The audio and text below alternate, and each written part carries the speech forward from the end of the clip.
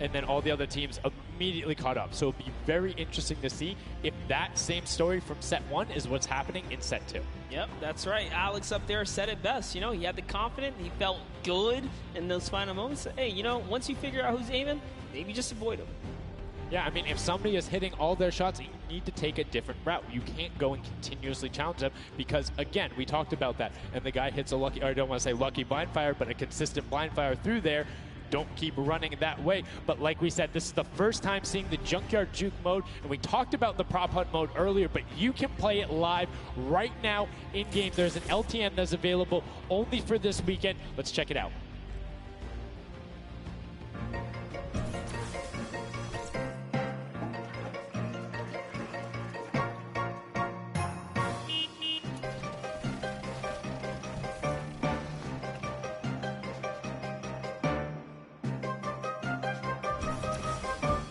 Like we said, you can check that out live in client. It's an LTM that is available only for this weekend. And Monster, have you had a chance to play Prop Hunt? Well, all week long now, I finally really got to experience the Prop Hunt. And before this, I kind of heard you guys talk about it. I was like, is that something I want to try out? But no, it honestly was very fun. There's so many just fun moments, but the ability to then push it to a competitive level, these guys are doing great. But we're now going to get into match 2 of set 2. The second time you will have seen Junkyard Juke, and let's see who is able to push on. The match is about to start. Here we go. The creative finals at the Fortnite World Cup. Set 2, match 2 of Junkyard Juke. That's right. So in the tower, we have Ninja's team, the Little Whip Warrior, jumping straight into their POV. So notice Ninja firing right through those blinds. He saw something moving back there. He's trying to pinpoint. What was it? He does, of course, track him down. Sport Turtle. Ooh, just a little pixel. Yep, whole run on that corner right now where people would be able to come out, and now all of a sudden you see Alex JJ, Tyler, Ryan Fanta, MSYB all heading that direction. Nobody is checking that corner. He's checking it every now and then, but he's primarily aiming on the right, and right as I say that now looks back on over as the rush comes through, but MSYB and Rubius are able to get in. Brilliantly done from them, getting the first points on the board as the Funky Fighters again are able to pull out to a decent lead. What do you think? Would you rather be up in the guard tower first and kind of get that out the way? Or would you prefer to kind of jump in as a prop and get your points first? So for me, it depends if I can get a lead. If I have a lead, obviously I want to be a guard tower at the end because I'm very confident in my ability to just spam shots in the right direction because I know like I can find the sight line and all that. With that being said, if you can get in the guard tower early and you do incredibly well, it gives you the bonus. You know how many points you need to get. You know how consistent and fast you can run. And right now we're seeing a lot more 5-point props than last round. People consistently trying to get those in, recognizing, hey, they're a little bit quicker. People are finding their angles now. But as I say that, Achin with the Sunshine Soldiers gets in that truck. 10 points going over to them, and 15 actually as a 5-pointer got sorted right at the same time. That was perfect, yeah. And the Sunshine Soldiers had a great last run. Achin and his crew really pulled it together. They were at the top for a while there, but in those final moments, we saw the Chicken Champions take away and kind of break away. And now look, no surprise, Chicken Champs, they're feeling it. They found their rhythm towards the end of the last one. If they carry that over, this is going to be a close one. Yeah, and you can see Carnifex hits the jump pad twice over there, doing everything he can to not get hit, and he does get the teddy bear in. Ooh. 10 points going through, and Clytex gets picked right at the edge. Right through the curtain. Taco is like, you know what? I'm going to check the close area. Look at how Chappie's doing it as well.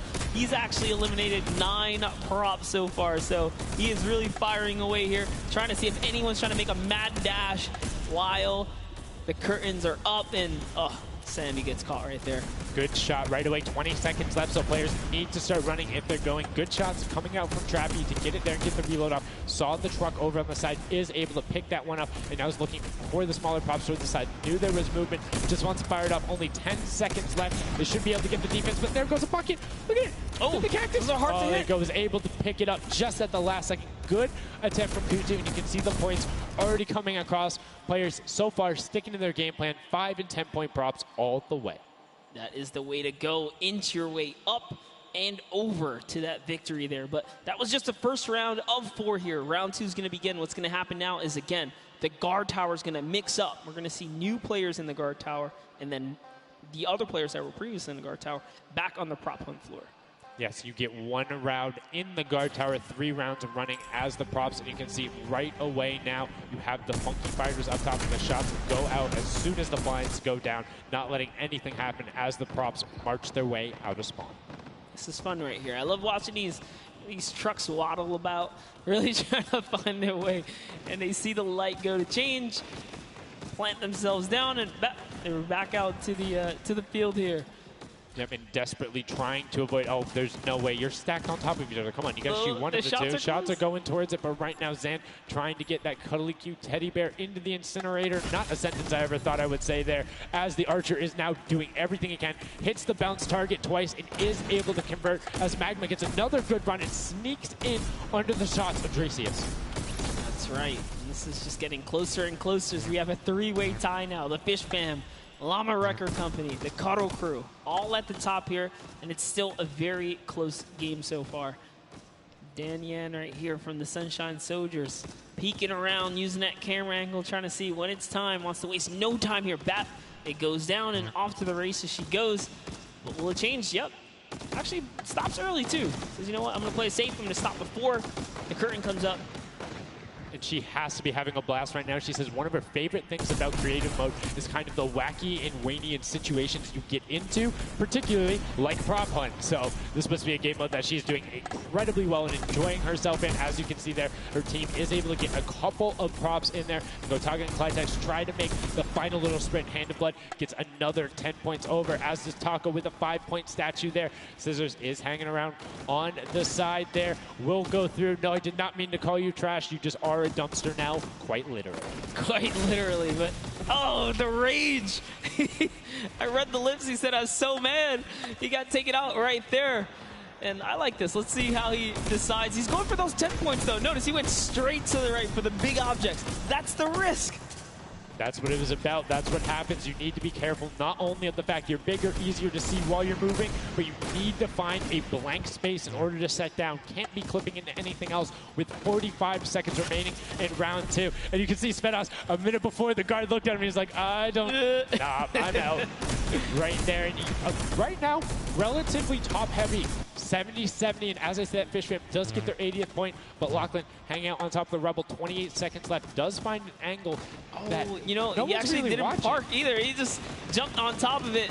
You know, I haven't been to this section here where all the vehicles are. This is the section I'm talking about, where you can grab a burger in a bucket, go out, and not expose yourself except for during one period. And as long as you either full run the time through, or you opt to sit still during that time, then you're good. You will score literally every single run. It's just you have to be a 2-point prop, and you have to go to that exit. Oh, Dan Yan right there, unfortunately, couldn't push through in those final moments there. And that was round 2 of 4, as we are looking to get into round 3 next. So they can earn some more points. And every single set matters, right? Every game matters, because there's a lot of prize on the line. Yes, every single match is scored. The top 4 will receive a gradient of money going from $55,000 down to 20, and then you have the 4th through 10th all receiving 10. That prize is then decided who will receive the Silver Llama. The Funky Fighters currently have one, but who will be able to press with them? Clytex, that vehicle is way too big, buddy. You can't just be trying to squeeze it behind that and not think someone's going to see the tail end of it. Here we have Bensor and Dracius close by one another. Bensor gets popped through the blinds there. And wait, so he's going to take a couple shots. He said, does this truck belong here? He did miss, though. Lucky for him. The bad aim and that moment right there is going to allow him to sneak that big 10-point. No! He gets taken out. Right there, that's no points for him. 10 is huge in this mode, too. It's very difficult to get a vehicle all the way through. I mean, it's swingy, right? If you think about it, the last round was one with 150 points, right? So if you get a singular 10-point profit, that's not an insignificant percentage there. Like, that's going to be able to help your team, but you also need to set your feet there, as Kororo didn't hit the crouch button. It was like, I see you wiggling a little bit there. Yoink. There's Ninja, Ryan, Fronta, Chappie, and many others still in the running here. Just kind of peeking around. You see Tyler shooting straight through the curtain. It almost looks like he's beelining his shots down the aisle there, trying to see if he can get anyone trying to exit out. Zan sees one pop up in the air, and I think he might have clipped that person out. Nobody was watching that side. Fish Fam needs to communicate better right now. Nobody was covering that other side. We saw two teams able to get a decent run out. But right now, Llama Record Company still holding the lead, sitting at 100 points. But don't forget, Fish Fam are up on top right now. Are the guards, which means they're not scoring points. He's so fast. Ryan Bronza is so fast here with this prop. Even moving it, he doesn't care. He's going all the way for it. But he's got to watch for traps. See the fear? He's like, you know what? I'm not even going to risk it. I'm going to wait here and get the secure point. So one important thing to notice, too, is Ryan is taking paths consistently that take him to the corner of the guard tower, because the corner provides you with a little bit of natural cover, and it breaks that sight line up. If you're only staring out in one direction, it's super easy to be like, no, that car was not there. I know it wasn't. If you're flipping back and forth across that corner piece, it just breaks up your field of view a little bit more, and it's that much harder to try and figure out what's actually going to hit. That's right, and oh boy, is MSYB going to be able to sneak this huge chuck in? Oh, he actually hit something there. He's going to sneak it right underneath. Lucky for him, the shot did not come back in time. But just that big archery target was almost enough to kind of block him right there. Venos gets another large object in as well. That's another 10-pointer for the Llama Record. It was fully processed here, so now he's at 130. Can the Cuddle Crew hold the lead here, though? Can they secure it?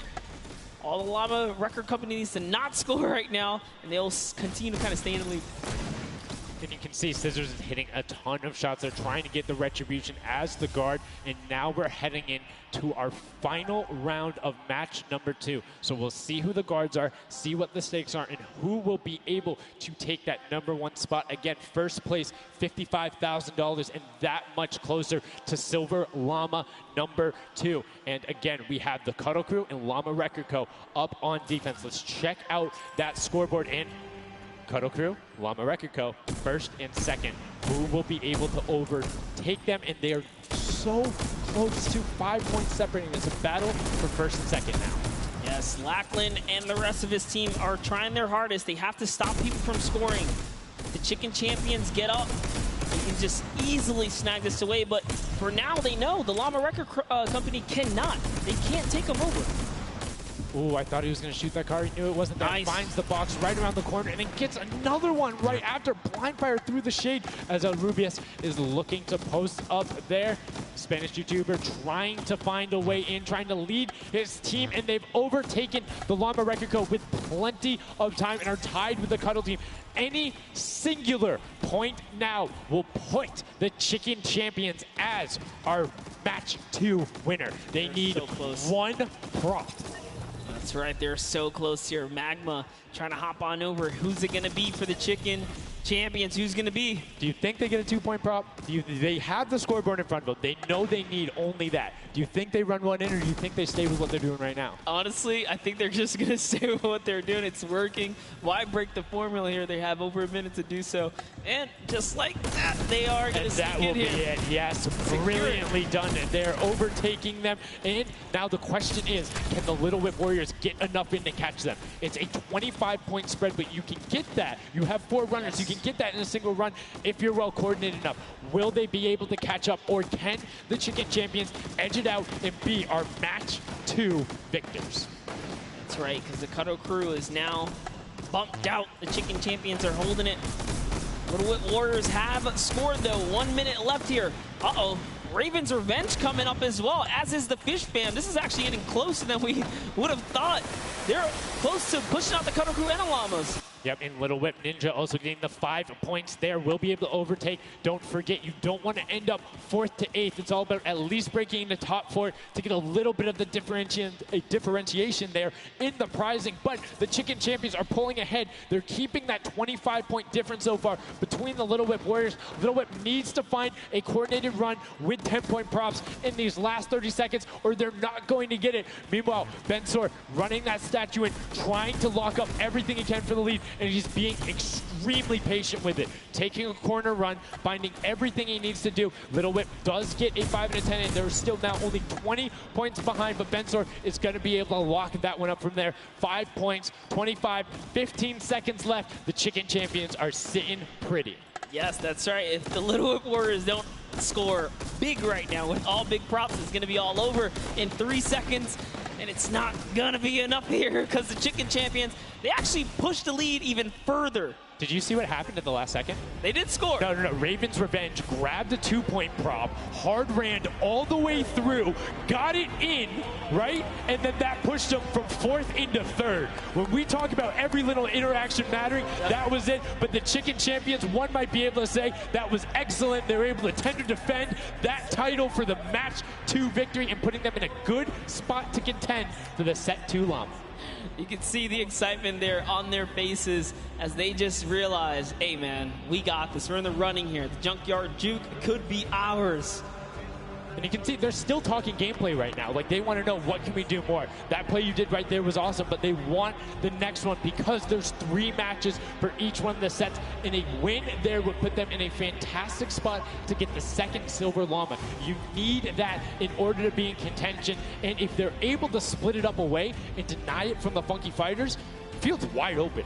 Yes, it's not over yet. That's just another team who takes a victory here, making it that much closer of a running so far. And we saw the Ravens Revenge kind of sneak up too. You need as many points as possible. The bigger the placement, the better the prize as well for the round, so you can't just give up either. You got to push it all the way to the final moment. And hey, hats off to whoever's call that was on Ravens Revenge. That was a brilliant decision, showing exactly why you were able to qualify for the Fortnite World Cup Creative Finals, why you're playing on that stage. Those are the big plays, but again, brilliantly done from the Chicken Champions. Consistent runs, stuck to their statues, stuck to their routes, and took the corners. And now we're actually going to have a chance to talk to our Chicken Champions, the Match 2 champions. Zeke has them up there on the top floor. Zeke, what do you got for us? What's going on, guys? I'm hanging out with the Chicken Champions, guys. That game was insane. Feathers were flying, and you guys clutched it up. Did you figure out the strategy? Because you guys were well and ahead of everybody else. Yeah, we practiced yesterday, and everything is thanks to this guy. This guy always goes for the 10 points, always, and he always gets it. So thanks to you, man. All right, then I'm coming to you, Mr. Carey. What was the strategy? How did you get the 10 points in there? Was it the same every time? Did you switch things up? Yeah, go for the 10 points each time and do the same strategy, and it seems to work. So in this intense game of red light, green light, were you like stopping early, or were you just like going as far as you could go and then waiting for someone to spot you and stopping, or what was your plan? I'm taking it very patiently. All right, now over to you guys. What do you guys think of this game mode? Has it been everything you thought it's been? Yeah, it's great. We had a game plan. We definitely did what we came to do, and yeah, that's what we expected. So. Very well executed. You did not lay an egg. All right, final question for you. I want to give you the chance to tell the world, you know, all the fans something. What do you want to tell them? Thanks for the support from Spain for the other world, and my team is it's good in this mode, and will we win the next match? There you go. The excitement is real. Gentlemen, congratulations. Best of luck going forward. We're sending it back your way. Brilliantly done there from the Chicken Champions. Thank you so much, Zeke. They're excited to be there. They stuck to the gameplay. And shout out to Bensor. The one thing he was looking forward to on this trip, he wanted to play in front of a big crowd. He got that moment, running through, securing that for the Chicken Champions. And immediate El Rubius turned to him and was like, it's all him, man. He put the team on his back or put the team in his dumpster. I don't know, that normally that wouldn't be a good thing, but in this circumstance, hey, it worked out for him. Yeah, another prop to Kyoto as well. The only, or one of 2 controller players here, you know, in the creative finals, so very nice of him to kind of represent for those guys as well. And again, just showing that he's got the moves out there. He had the moves, was able to find the right angles, and now we've seen some developments from match 1 to match 2. Yep. What was the big thing that stuck out from you that was different? In that last one, honestly, finally seeing someone pick up those 2-point props, right? Using those are points right there. But with that, we'll jump over to Bala. We'll take a fun look at some of the things that developed in our last few moments. Thank you so much, guys. Yes, the Junkyard Juke is developing nicely. Everybody's starting to figure out what all the different tools and props they have available to them. So with that, we're going to hop into some of the tips and tricks that I've seen from the Junkyard Juke so far. We can roll the clip right now as all these players. The first thing I want to point out is there are these springboards. Unfortunately, Danyan gets picked out of the sky there. Not too happy about that. But moving on to Tomoya using the statue. This is one of the interesting scores I saw with the statue, those higher point objects being useful. Scissors here with the springboard, the recovery, and just barely doesn't get into the incinerator at the last second. And then here we have Tomoya, no, sorry, we have, again, just an awesome run towards there, looking like a scene out of everybody, you know, crossing the street at the same time. Here's Dracius hitting some amazing shots through the black. And then he just continues shooting, just hoping that he can get a shot. This is the other team, the Cuddle Crew, doing the same thing, but then also synchronizing, making sure they have coverage on all angles. Finally, Tomoya made some amazing calls. We'll listen to them in a second, but this is what he did. Always timing it perfectly so that he can get in and make sure that his teammates also go at the same time and make it into that incinerator. So we're gonna head and listen to what those communications were like from Tomoya and team. In this one, they made sure the countdown was perfect. 2, 3, 4, 10. I got 10. I got 10. We are both. We are both. Yeah, 1, 2, 3, 4, 5. Stop. Oh, they kill me. If they don't kill me, I score 10. Don't 1, 2, 3, I got 5. I got 4. 5. I got 10. No, he killed me. Oh. We are strong team. Yeah. I scored 0 in the second round. That's the problem. I scored 0 in the first one, so like we are all close points. There you go. The Funky Fighters, you know they won the first Silver Llama. We're going to see if they can win the next one. We've got one more match here on Junkyard Juke to go, and we'll see who will come out on top with the Silver Llama from this. Guys, back to you. Thank you so much, Bala, for that great breakdown. Listening to the comms, that's one thing I hadn't considered. I always just kind of like, yeah, it's going to come up now. But these guys all on comms talking, have one guy counted out. That guy's just like a metronome. Make sure he has it on the dot every single time. Brilliantly done from them. But will they be able to take back that top spot? We've seen them do it. If they can grab that Silver Llama, they'll be in such a good spot. But right now, they aren't seeing the same success they saw before. Yeah, you want to get the Silver Llama, but to get there, you got to make a new strategy. I think that right there, there was a lot of information in that bit right there. You kind of noticed the team synergy, and he said something very important in his interview there. Talked about being patient. You really have to be patient. You can't let the frustration get to you. You saw Scissors very expressive on the cam. Just, it's hard to get the pointer, and that's what I talked about before this whole thing started. I said, trust me, this is a lot harder than you guys think. You might just, you know, oh yeah, I'll turn it into something and run it through. Nah, man, you're gonna get shut down. But I mean, it's just like, if you think about it, it's the mental aspect that really comes with it. If you're able to frustrate somebody else, then they're that much more off their game. And these guys are all great at that, coming through from some of the Death Run qualifiers. It makes it that much harder. But thank you guys so much for joining us here. And again, don't forget, there is a fantastic, awesome event-specific merch starting here right now, today on the 26th. You can also get it on retailrow.com. Make sure you celebrate the event. Remember it, grab some from your friends, your brothers, your family, people who couldn't be here, and celebrate the first ever Fortnite World Cup. Yeah, you saw some of your favorite pros and competitors here rocking that new swag. Definitely loving it. All types of collaborations going on here. I love it when Fortnite releases new gear, you know? This kind of allows me to always spice it up. I'm always a fan of anything Fortnite swag. That's pretty much like 98% of my wardrobe at this point. I mean, love the logos, love the bright colors, but enough from us. Match 3, set number 2, the final one on the original version of Junkyard Juke before we see the remix later on. Are you guys ready? That's right.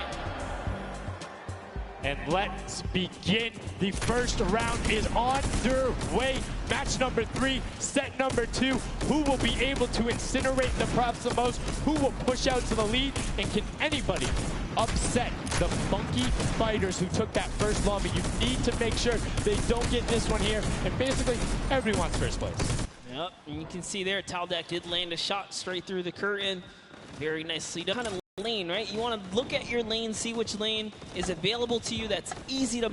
Clivetex, for example, here is using a bear. There are no bears in this section, but he says, you know what? It's all good. I can sneak this around. So the big thing with the bear, though, that you don't really consider is the coloring of the background. You're in the junkyard. You're a little bit in one of those desert biome situations. There's a lot of kind of muddle browns and oranges around there. It makes it that much harder to stick out. However, if you if you're grabbing the snowman, you're just really flexing on everyone. It's like, yeah, I'm a snowman. I'm a snowman in the desert, and I'm going to score on you. That's pretty hilarious because, you know, we haven't seen anyone pull out the weird objects in the back end for good reason. There are a couple other fun ones back there. If we get a pan around later, you'll probably notice a big old snowman or something like that. But with all this money on the line, there's no way everyone has time to play around like that. You can't play around because every single one of those runs matters. And right now, we see Sunshine Soldiers swapping over. They've already put in 2 2-point props, so you need to be slightly more efficient on those runs, but good job getting on the board and consistently. And as we say that, 5-pointer goes in, boom, they're ahead of the Funky Fresh, who have had a singular 10-point run. So trying to get every possible point, it's all about min-maxing efficiency. Honestly, the Little Whip Warriors are doing a great job at defending here. They all have a ton of eliminations. Taldak at 6, Taco at 5, Kaz and Ninja both tied at 7. That is pretty good. They're shutting down all of their lanes. These guys are not here to play. Remember, as you're a guard, you don't accumulate any points, so it's good. They're knocking this out the way, and they're doing a great job defending.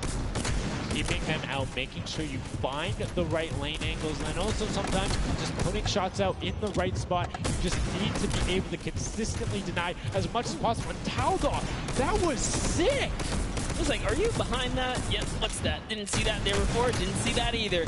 Taldog doing a good job so far, spotting things through the curtain. Let's see if he can find another here with a random shot. Oh, something landed. That's why you don't want to hit those spring traps there. They make it so difficult when you're a larger object coming back down because it's just so much motion on the screen. When everything else is still, if you see that thing falling through, like, it's an easy shot. And particularly for all of these players up there. I mean, Gotaga and Crew, everyone on Raven's Revenge, him, Magma, RTA, and Chappie, all have been able to hit their shots. And then, I mean, Little Whip Warriors is a team of hit your shots. That's right, and there it is. Last opportunities to make a point have just concluded, and that was the first round. There are 4 of these, so we're going to switch up the guards now. Little Whip Warriors get a chance at, you know, trying to earn some points, and as do the others. The next round will begin. That dragon's so cool. That's so cool. Look at that. Almost looks real. Yo, shout out to the observers. That shot right there, that's really cool. Big fan of it going out. And as you can see now, round 2 is underway. This is the final match on Junkyard Juke of set 2. And right off the bat, 2 archery targets and a water heater marching on out. Yep, that archery target is worth 10 points, though. So if you can bring that all the way through, it's one of the, I guess, smaller, large point objects. Magma doesn't even care. He's impatient. He saw the blinds open up. He just kept going. Savenoff did pump the brakes, though, even right here. Notice, stops it very early. He's just trying to blend in and get as many points as possible right here. Ooh. Did get picked up. It might have been the book there. That's the one thing that you need to note that makes it very difficult about the bullseye or the archery target is the fact that because it has those placed legs, you have to be deliberate about where you're setting down. Otherwise, you're like, boom, right there. That book would be a giveaway if somebody decided to look down and double check that box. But there's 6 other boxes around, so relatively safe. Good path chosen there from Tyler, and opts to stop and be, you know, a little bit of patient, and might have cost him there. I think he would have had it if he had just go full send, and I think he thinks so too. Yo, it makes me laugh to see him scratch his head, his jaw drops like, oh, being so close and not making it through is so unfortunate.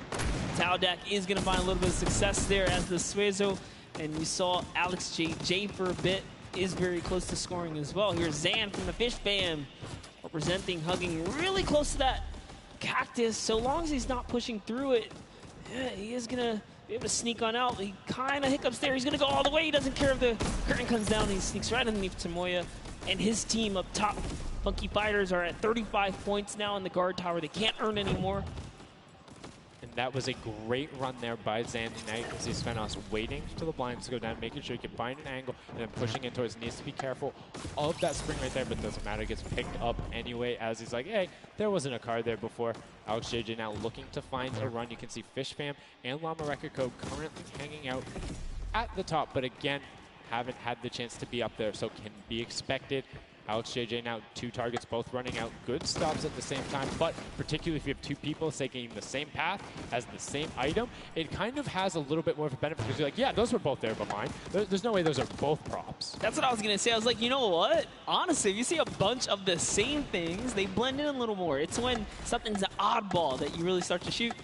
So maybe it is a good idea for to time it, right? But there's Turn into- there's split spawns, so you don't always consistently. There's different spawn points around the map that have the different exits as you go out, so you can coordinate with a teammate. Or what you can also do is sort of bait somebody else to do it, right? So you see somebody who's running an archery target, and you're like, okay, I'm just going to grab that too, and then you follow their path. And if they get picked up, oh, well, you look slightly more natural, particularly if you're that much more patient. And you can see Svenos is actually doing that right now with Carnifex, both of them going into the box. Svenos does hit the spring, is hanging out behind the car, and will get the score. That was a great run from him. Yeah, he actually recognized where he was not looking down in the right direction, so he took advantage of that.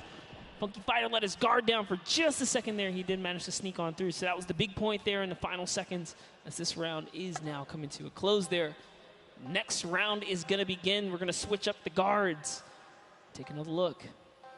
And no dancing, just props and shots going out from the guards. Round 3 kicking off in the final match of set 2 at the Creative Finals. Who will be able to take that second silver llama? And right now, you see Bensor is going in for the 10-point prop right away. Kutu does get the Mimic, but then opts to go for a different route as players are starting to feel a little bit of the pressure here. You can tell they need to score points. It's the first time we're starting to see some gnomes out there and another teddy bear on the run.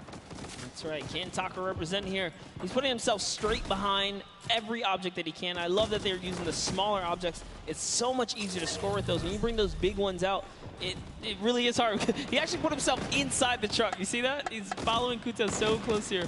Just got to use him as bait, really. As you get behind him, he's safe.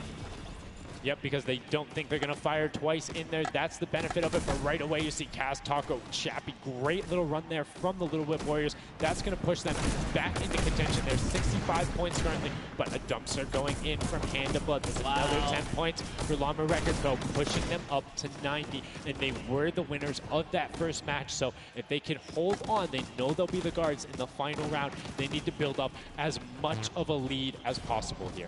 Carraro actually has 15 eliminations, so he had a super successful guard round. But the Chicken Champions need to get picked up here. They need these points. And there it is. He's doing a lot of work for his team, showing that, hey, I can push this up here too. Just going to go ahead and take that 5-pointer, throw him right over the Fish Fam now. And they're in the top 3 running. That was a great run from him. Corner peeked the entire time, made sure nobody was looking for him. Like, he was barely even threatened. But right now, Bensor coming through. The Chicken Champions, can they overtake in the last minute? That's 10 more points. That is going to go through for them. And it starts pushing up. Llama Record needs to get in some runs. The Chicken Champions will not be on the defense with them for the last one. So they're pushing it through. Right now, it is the Sunshine Soldiers and the Fish Fam up there. So they're doing their best to delay everyone. Sandy gets picked off by Tyler, and now Carnifex is chilling in the back on that rusted out car. Hand of Blood just barely avoids the shot. Oh, saw the hitbox going through there. The Tracers finding a way through the window, but not enough as Dracius gets in. 2 more 10-point props also going over, and we're seeing, I think, a little bit closer of a score here, minus the fact that the Chicken Champions haven't shot yet. Yeah, this is pretty rough. Neither have the Llama Company. The Llamas have not shot, went into the guard tower at all.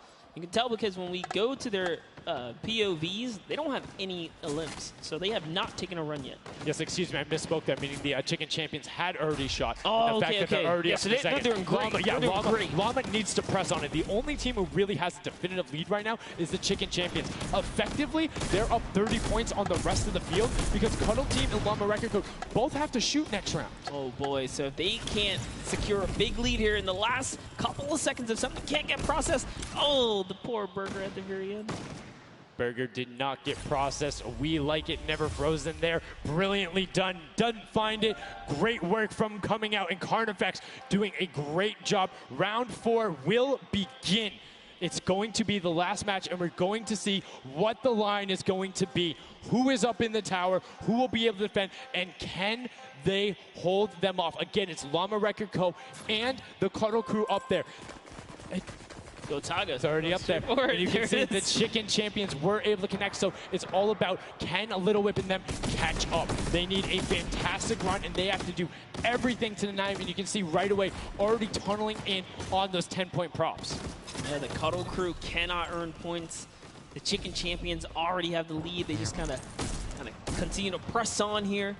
Llama records are up at their run, but it still matters. There's so much on the line for depending on each game, right? Each game is worth so much. You still want to hold your placement regardless of what. This is still a fantastic game for all the teams in the top 3 right now. And I mean, we saw the Ravens come up huge in their last match, pushing all the way from 7th into 3rd because of clutch last-minute decision-making. Right now, Little Whips are trying to do everything they can to catch up with the Chicken Champions and not deny them. Ninja still sticking with the water heater runs, trying to get as many of those in, but the Chicken Champions are still stretching out their lead. They have a 25-point lead, which means the Little Whip Warriors have to either start fast running with the 5-point props or switch to 10-point props. They cannot catch them doing a patient 5-point strategy right now. They won't have enough time with how good the Chicken Champions have been. They have been the prop masters so far. Yes, they have. They were doing so good, and oh no, Ninja hits a huge spike there. He's trying to dodge, and he's so close to making it through.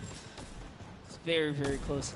Here comes a 10-pointer from Taldoc, sneaks it right in. That's great for the Little Whip Warriors. That's actually going to throw them over the Llama Record Company right there. Cuddle Crew actually is somehow up. Look, the Little Whip Warriors actually went to 2nd place now. They're so close to overthrowing the Chicken Champions as well. It's going to come down to the last final moments. Can the Little Whip Warriors get the runs they need to? You can see Kaz is taking the corner route, trying to find whatever he can, and he's doing it very well so far. Avoiding the jump pads there. Pretty sure Ninja called those ones out on the run since he hit them on the last time.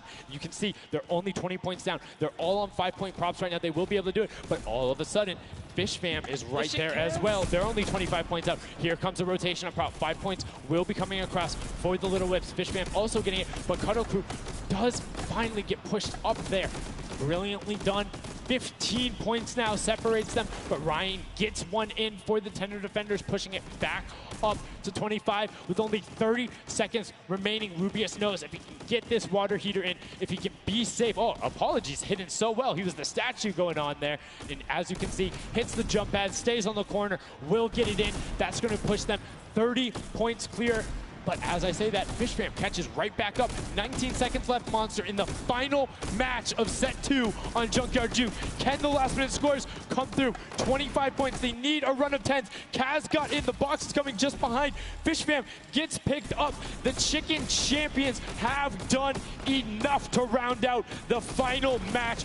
Brilliantly done in match 2, repeat in match 3. They are the Chicken Champions. Excellently done, and they defended their crown. That's right, and you have to give props to everyone else that managed to kind of hold a top 3 lead, especially right there in those final moments. Little Whip Warriors, the Fish Fans really coming up at the end there, you know, bumping up their prize earnings, because every round everyone's a winner, but you can earn just a little bit more. You can win a little bit more.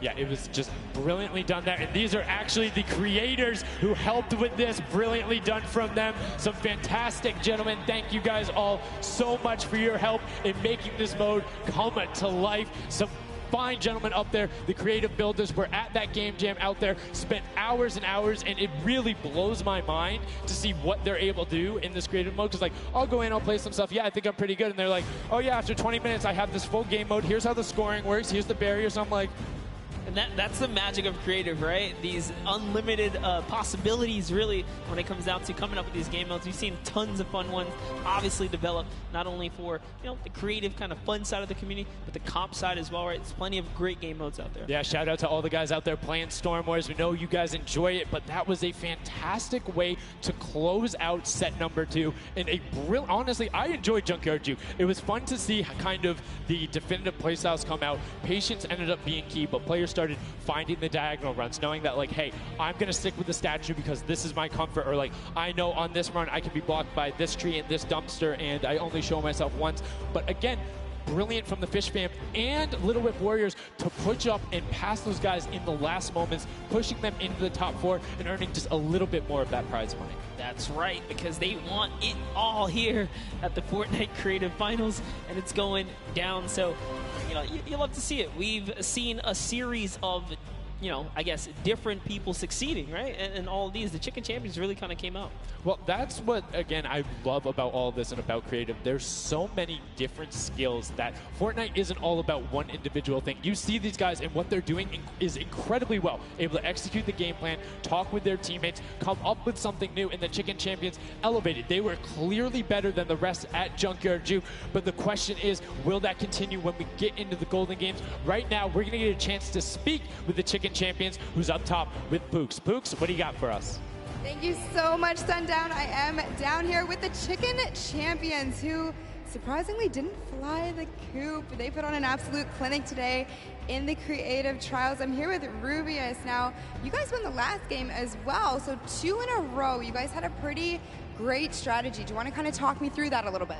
Oh, what can I say? It's the power of no Detroit. Like, we're crushing it, and we're a chicken, so we're good at hiding. Like, we're not good at shooting and stuff, but at hiding, we're the best. The best strategy, I think, is, well, let him take the big stuff, and we are like the supports. Like, we take the small stuff, the 5 points and stuff like that, and the trick is, don't tell them anybody, but the trick is to go in the corners. Like, no one is watching the corners. It's insane. So no one is watching the corners. I hope all of your competitors did not hear you just say that. Now, he said that you were in charge of taking the big items. Does that put a little bit more pressure on you? No, it's good. It works good, so. So you guys have a ton of confidence now. You have won 2 games in a row. I'm so excited to see how you all perform in the rest of the day. Going into these next games, do you have anything you're going to change, or are you going to keep things the same? We're just going to keep things the same, stay consistent, keep well ahead, play slow. That's really it. So. And finally, just for you there on the end, I just want to talk a little bit about, you touched on the diversity of this group. Yeah. Now, I know you guys have really not played together much before. What has that been like, coming together, playing here with your teammates from all over the world? It's amazing. I share these moments with my team, and the next mode, it's amazing. And bueno, this parkour, I think my team is very good in parkour, and I win. We win. You guys are so confident. I love it. Hopefully that carries on into your next games. Congratulations again, guys. Thank you so much. Sundown, back to you. Can I send some love to Twitch chat? Oh, Let's go. Twitch chat. Twitch chat. There we go. No. It's everywhere, man. Thanks for the plug out there, El Rubius. Fantastically well done. Love to everyone all over, no matter where you're watching, whether it's Fortnite.com/watch, on Twitch, on YouTube, in client, you're loading up all that stuff. Thank you guys so much for all of this, it being here.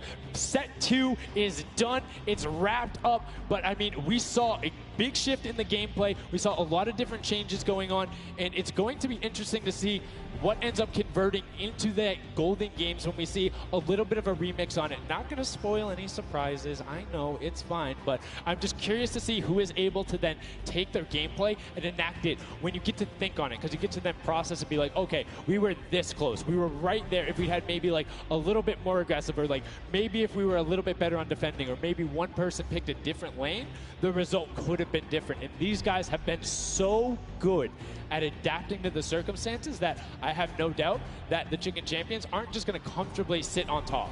Yeah, not only that, they gave away some strategies, so we'll see if Bala outside can, kind of break that down and see if he can give us a little more insight on everything. Thank you so much, guys. The action is heating up. It's also heating up outside.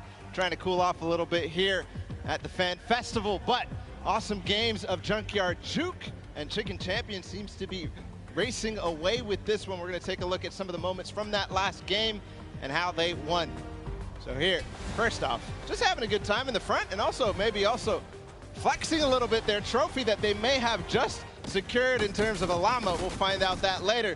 But their strategy the entire time, they said it before in the last game, they're just trying to go for the high points. They're just trying to score these, at least getting not those 2 points that Monster was advocating for, but go for the statues, go for the boilers, all those things that net you tons of points, and that's how they came out to a lead.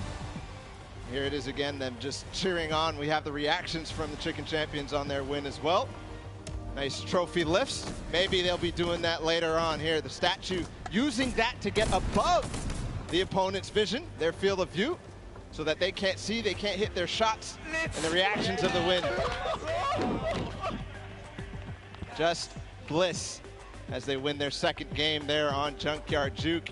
Absolutely amazing stuff, guys. I can't wait to see who's going to earn that and who's going to continue on towards their path to the Creative World Cup champions.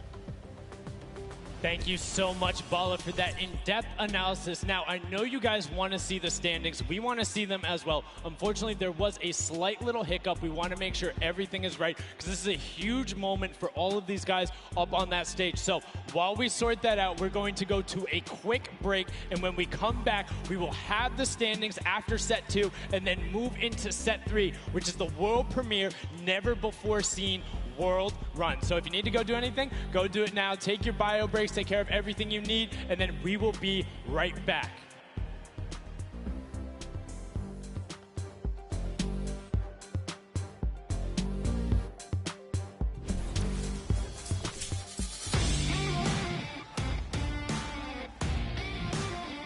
Hey, my name's Magma, and today I'm in New York because I qualified for week 4 of the creative trials for Godiga's map. I'm really looking forward to showing my skill set off and meeting all the players and showing everyone what I can do here. When it was first announced that there was going to be creative trials, I was really looking forward to it because it was all I did pretty much 24/7. I looked at it as an opportunity. I find after playing Battle Royale, when creative first came out and Scissors released his first death run, I just instantly sort of, took a liking to it and I enjoyed playing it. And I guess from there afterwards, when I found there was money involved with doing death runs and stuff, that sort of caught me and caught my attention and I started playing more. So with my team, my captain is Godiga. He's a French content creator and my teammates are Chaps and Ardia. I think we can do really well at the Creative World Cup. I think our team has a good combination of the death run skills, but also the shooting and building and the good chemistry we have in the team. I think it can really make our team do well. I'm Magma and my team, Raven's Revenge, is going to do really good in the World Cup and we're going to smash the rest of the competition because we have the Battle Royale skills, building, death run, we have it all.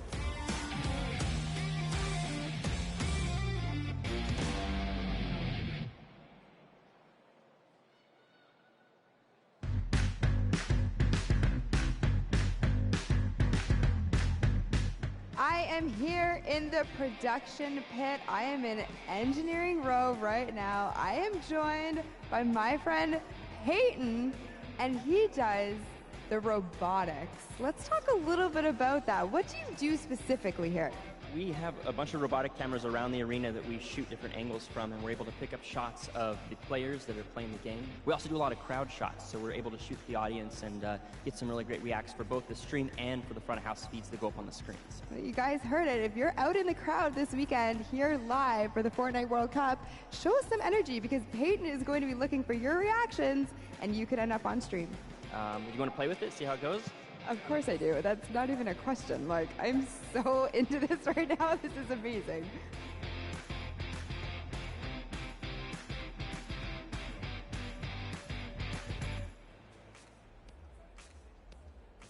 I'm Scarlett. I've come from Japan. I'm happy and excited to be playing with so many players that I've seen on the internet. My favorite place to drop is Fatal Fields. If I win the Fortnite World Cup, first I want to buy a house, and then I'm going to eat a lot of food.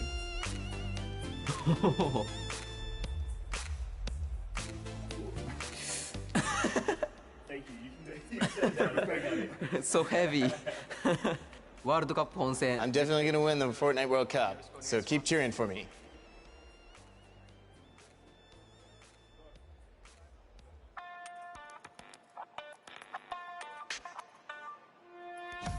Hi, I'm Fortnite and I'm here to compete in the Creative World Cup. I competed in most of the trials and was really excited when they announced the bonus weeks after the original 5 were over.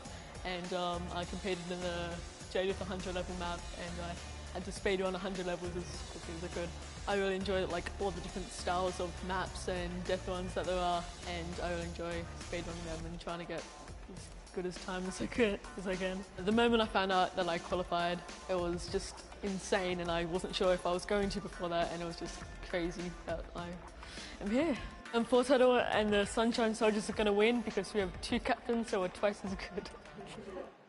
What is going on? We're getting some good practice here for the Fortnite World Cup Creative Finals happening very, very soon. A lot of first thoughts, first looks at the Sky Station Showdown, which is an incredible map. It was a great map. I mean, it mixes a huge new element into the game. You know, you got to protect the person with a sword, capture the objective, but my team, great teamwork, and, you know, we kind of pulled through at the end there. It was awesome. 1,000%. You know, so being able to kind of get your hands on the map, you know, before, obviously, the big moment. Get some practicing. It's nice. It's huge. It's huge. And so, like you said a second ago, this is a brand new way of viewing Fortnite and playing Fortnite, which is incredible. Exactly. It's super exciting seeing what people come up with and then also turning it into a competitive aspect and put it in the game and make this tournament. So it's amazing. So any general kind of thoughts, concerns maybe about strategy? I don't know. You know, I think we won, so we know the strategy.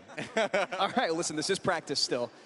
We've got the big moment coming up very soon, but do you want to shout out your team real quick? Yeah, no, we've got some speedrunners in our midst, actually. We've got Tyler, we've got Zand, and Suzu. They are all speedrunners of death runs. And as you know, later in the Creative Cup, there's going to be a death run involved level, so we're going to take that one home, too. Inspired by the creative man, Scissors himself has made many a streamer, many a content creator very angry with a death run, myself included. Great job with the practice round. We'll see you very soon. I'm excited. Love it. Thank you. Ladies and gentlemen, welcome back to the Fortnite World Cup Finals. We are here in day number 1 where the creative finals are going down. The stadium is jam-packed with fans from around the world who have traveled here not only to watch us crown World Cup Creative Finals champions, but also solo and duo champions as well. I'm Zeke, this guy right here is Bala, and we're getting ready to hop back into all of the action. Now, I think, you know, we've seen a little bit of the first 2 game modes. You know, we got to see a little bit of the Sky Station Showdown. We got to see a little bit of that Junkyard Juke, but there's actually something that Sundown teased, and that is the World Run. Yep. The World Run coming up next. It is an awesome, you know, it's something that I think a lot of these players are used to. Yeah. And I think they'll be very, very comfortable here. We'll have to see whether the challenge of the obstacle course will be, you know, anything that these guys can balk at, or if they're going to be able to just cruise through it. We'll see. It's going to be fun, though. Well, it's going to be really interesting, right? A lot of these players are very familiar with death runs, and it's very, like, mechanical, right? Yep. If you know how to execute, you can get through these obstacles, but you have to kind of get your eyes on them first, figure out how they work, and then make it through. So I think it's going to be very interesting, very fun for everyone here, and all the players as well. I'm hoping to see someone make it to the end. I don't know that anyone will, though. We'll see. 30 coins, and from what we've seen in practice between us and other people, it's very difficult, so we'll see. We'll hop into the overview and stuff like that later, but just to give like some examples of the things that there are, there's, you know, the trap, trying to trigger them, making sure you move. Impulse grenades are in play in this. There's some lava, all sorts of treacherous things you have to get across in this world run. A lot of Neo jumps as well. And again, massive shout out to the 17 content creators that helped put these maps together. Mad props to you. You know, their hard work is being shown here on the stage. And these guys are at home, here, of course, playing it as well. In case, you know, you guys forgot, I'm Zeke. This guy right here is Bala. We're getting ready to jump into these next few matches. We'll get you guys up to speed with all the format and all those things. You kind of tease it, but we'll get there in just a moment. And very quickly, the Chicken Champions were actually the winners for set number 2, Junkyard Juke. Let's take a look at them right now. They were overall victorious of that last set, and there you go. The Tender Defender is there in person to congratulate them, Bala. Rubius and his team, they worked hard for it, and they are the victors. Yeah, and warming up for the next run, but they know now they earned the Silver Llama for that set, so it's 1-1. Woo! Chicken Champions are earning their Silver Llama right now. They're surprised because they were getting ready, but here it is. Rubius is like, wait, do I actually get that? Is that actually mine? Yes, it is. Yes, it is. So, you know, they are the current set winners. They have a Silver Llama for themselves. So that's now 2 different teams that have a Silver Llama. With only a few set matches left to go, I believe, you know, if the Chicken Champions can secure themselves a second Llama, that would be huge for them and their team, but we'll have to see how things go for them. And the timing of the Silver Llama couldn't come earlier because they're about to hop in. This is definitely a booster for them in terms of their emotions, in terms of their confidence going into the world run, because it is precise, it is difficult. You have to make sure that you hit it, otherwise you're wasting time. It's going to be a race between these guys to get as far in as possible, so that confidence boost is going to help dramatically in this last normal set here. Yeah, for sure, and it is actually a race. The World Run. It is similar to a death run with a bunch of obstacles. Let's go ahead and talk about that and everything that surrounds it. So there's actually 30 coins in the map. Whichever team gets all 30, the fastest, or as many as possible until time runs out, will be the victor for that round set. You know, like I said, these are insanely difficult obstacles. I'm going to be honest. I'm going to be forthcoming. I'm going to be vulnerable with you, the Fortnite fam. Listen. The farthest I got was 14. That's not bad. Okay. It's actually really difficult, and I'm by no means a death runner. By These no guys means. are the best of the best. These guys are going to In terms fly of Death through. Runner, in terms of this map specifically, it's going to be absolutely awesome. We're going to go ahead and take a look at some of those obstacles right now. So go ahead.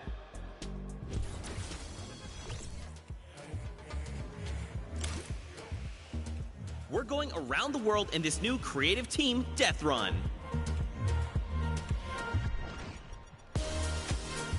In this challenging new creative game, 8 teams of 4, led by some of your favorite content creators from around the world, will compete to collect all the coins in their lane faster than everyone else. The first team to collect all coins in their lane wins. If they don't finish, the number of coins they collect will determine their placement. If a player is eliminated, they'll respawn at their most recent checkpoint. Any team member can grab a coin for their team, so players will have to work strategically to gather all of the coins before the 10-minute timer runs out. It might sound simple, but it ain't easy. Players have no mats and limited items they can pick up along the way. Each team will have to use teamwork, communication, smarts, and speed to make it to the top of the leaderboard and take home their piece of the $3 million creative prize pool. Ready, set, run!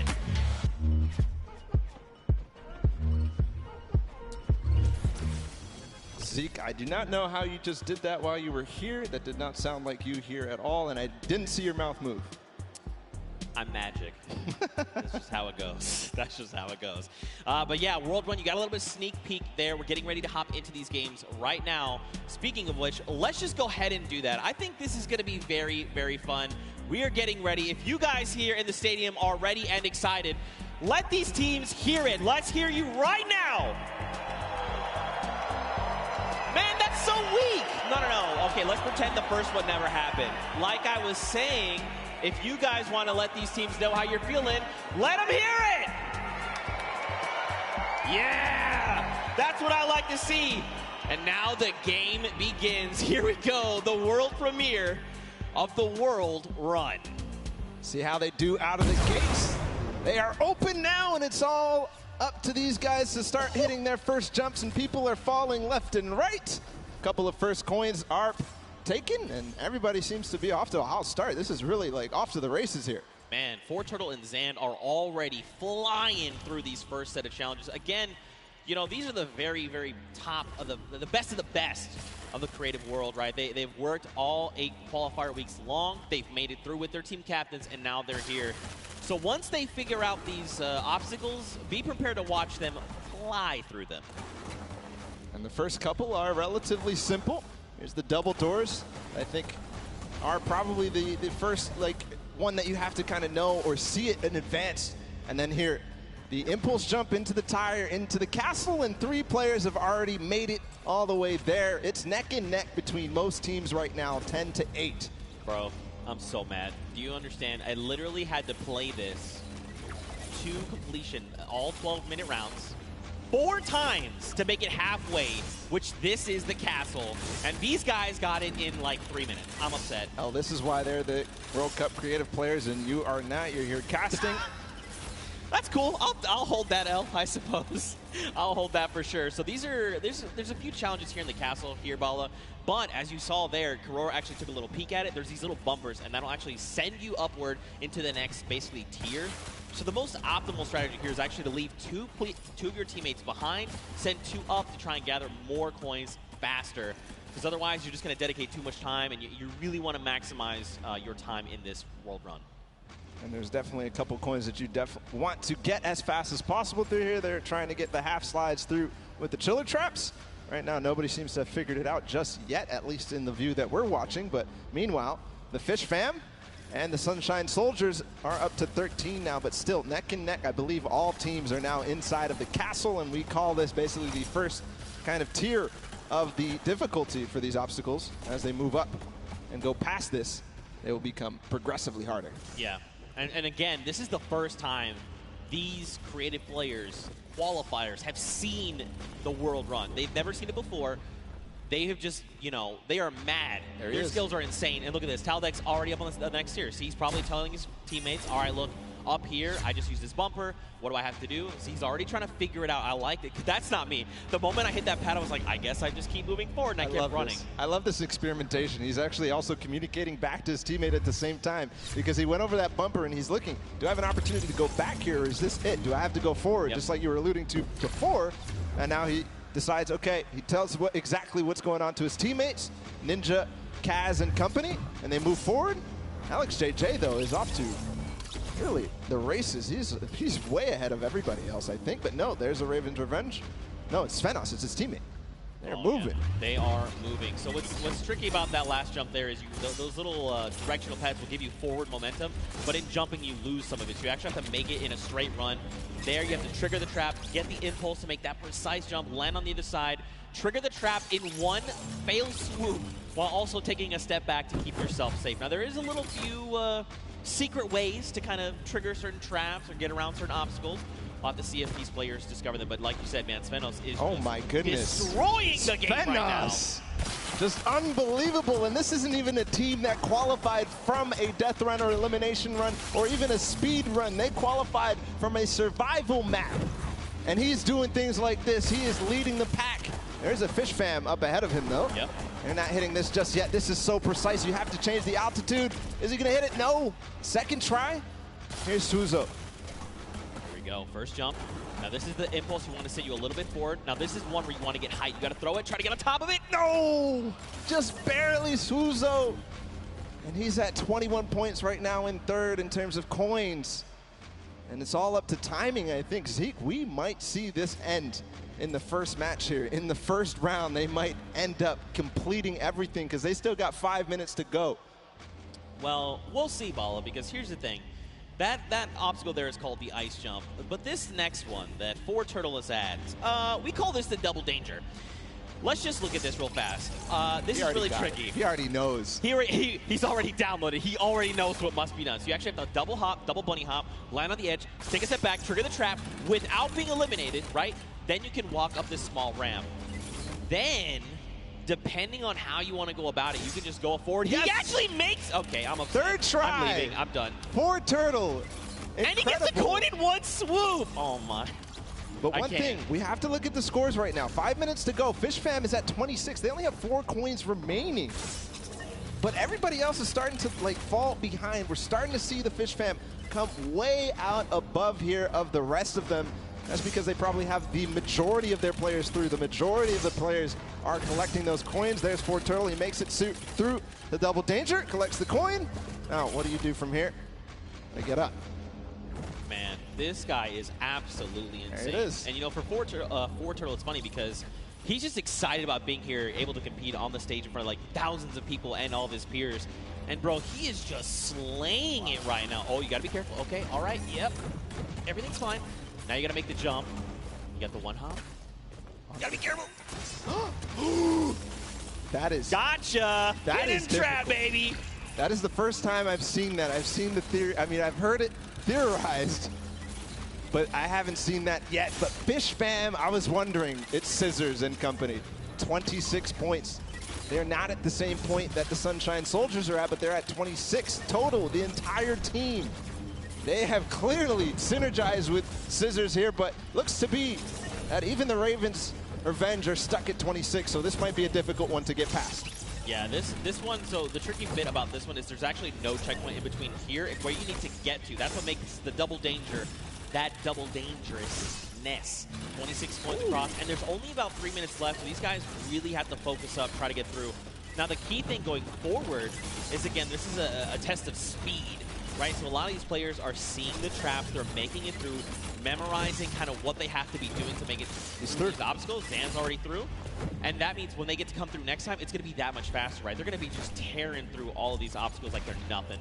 Hand of Blood, Lachlan, here we go. Two team captains. Hey, this is important too because they still have coins to earn on their own. Right. They're all the way in the back. They're not earning the coins. They're not helping their team out in front, trying to figure out the obstacles. But two captains back there Ooh. Okay, all right, trigger the other one. Yes. All right, land on it, trigger that one. Dude. Is he going to get it? Nice dodge! Ooh. This is insane right now, and there's the second player to make it through for Turtle. Into the door, no! Nope, and look, you drop back down. So that's the challenging part. We call this thread the needle, right? You have to make it in one go. This is extremely difficult, and this is where a lot of these players are going to get caught up. But Turtle is a legend. Look at how methodical he is. He's insane. Look at these the precision jumps, man. He's not going to miss this ever again because he already knows that trap, unfortunately, was timed at the wrong time for Clytax, but he's up above. Let's see what he can do here, going to try and attempt this again. Trap above. When he lands on that, he has to jump at the right moment, then slow himself down for Turtle from up above. Still back. Nobody has passed this point just yet. All right, first trap, second trap. Hop across, take a step back. Nice. Jump across, take another step back. Okay. He was trying to be a little greedy there. I respect it. You know, you sometimes just want to land on that without having to kind of hop back out and kind of just risking that. So it's good that, you know, well, it's not good. It's bad that he messed it up, but it's okay. This is Turtle. He's an MVP. We're watching him. This is crazy that he comes down to this. There's a minute and 30 seconds about to figure this out. He got up here before, and he didn't make it through the door. He's not going to make it again. Unfortunately, everybody is hard stuck at 27 coins with 1 minute left. I believe whoever is going to be the first to make it through here might find themselves the first winners on the world run. 1 minute left. You got to be thinking, are they saying Raven's Revenge? Wait, they just got the 28th coin. They might be through Thread the Needle. Next up would be, I believe, bump jumps. He did get through. We saw the end results up there. Made it through the door. Okay. Yeah. Ooh, nice catching yourself. All right, you got to trigger the trap. That boost pad on the side.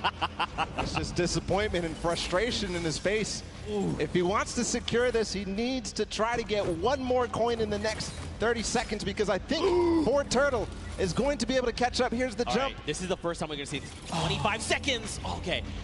So this is where you risk it all, man. This is it, the leap of faith. Watch these precision jumps. We've got 18 seconds left on them. So these are these Neo jumps, right? You jump out and around, keeping that momentum. 10 seconds left here.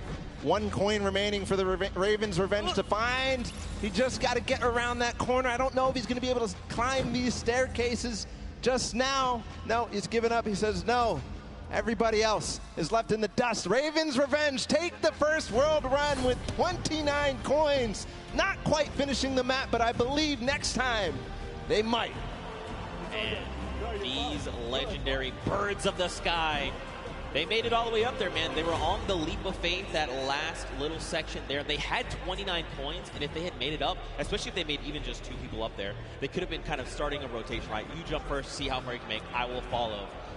But the big key for them is now they know what every single relay is, right? So going into this next round, they can say, we know what we have to do. Don't forget, make this precision jump here, do these little things to try and get through. And that could prove to be a very good advantage for them. Yeah, and they don't have the Silver Llama yet. They don't have anything in terms of Llama, so this is important. Any of those teams that don't have a Llama right now, they need to earn it if they want to be in contention towards those golden games. Of course, every match matters, Zeke. They are earning prizes every single match. And that's got to feel good, right, to have a stellar game here to get some of that prize pool for yourself and your team. That's huge, right? Like, so much respect to these. Also, Turtle, what the heck? Yeah. What is this kid on? Yeah.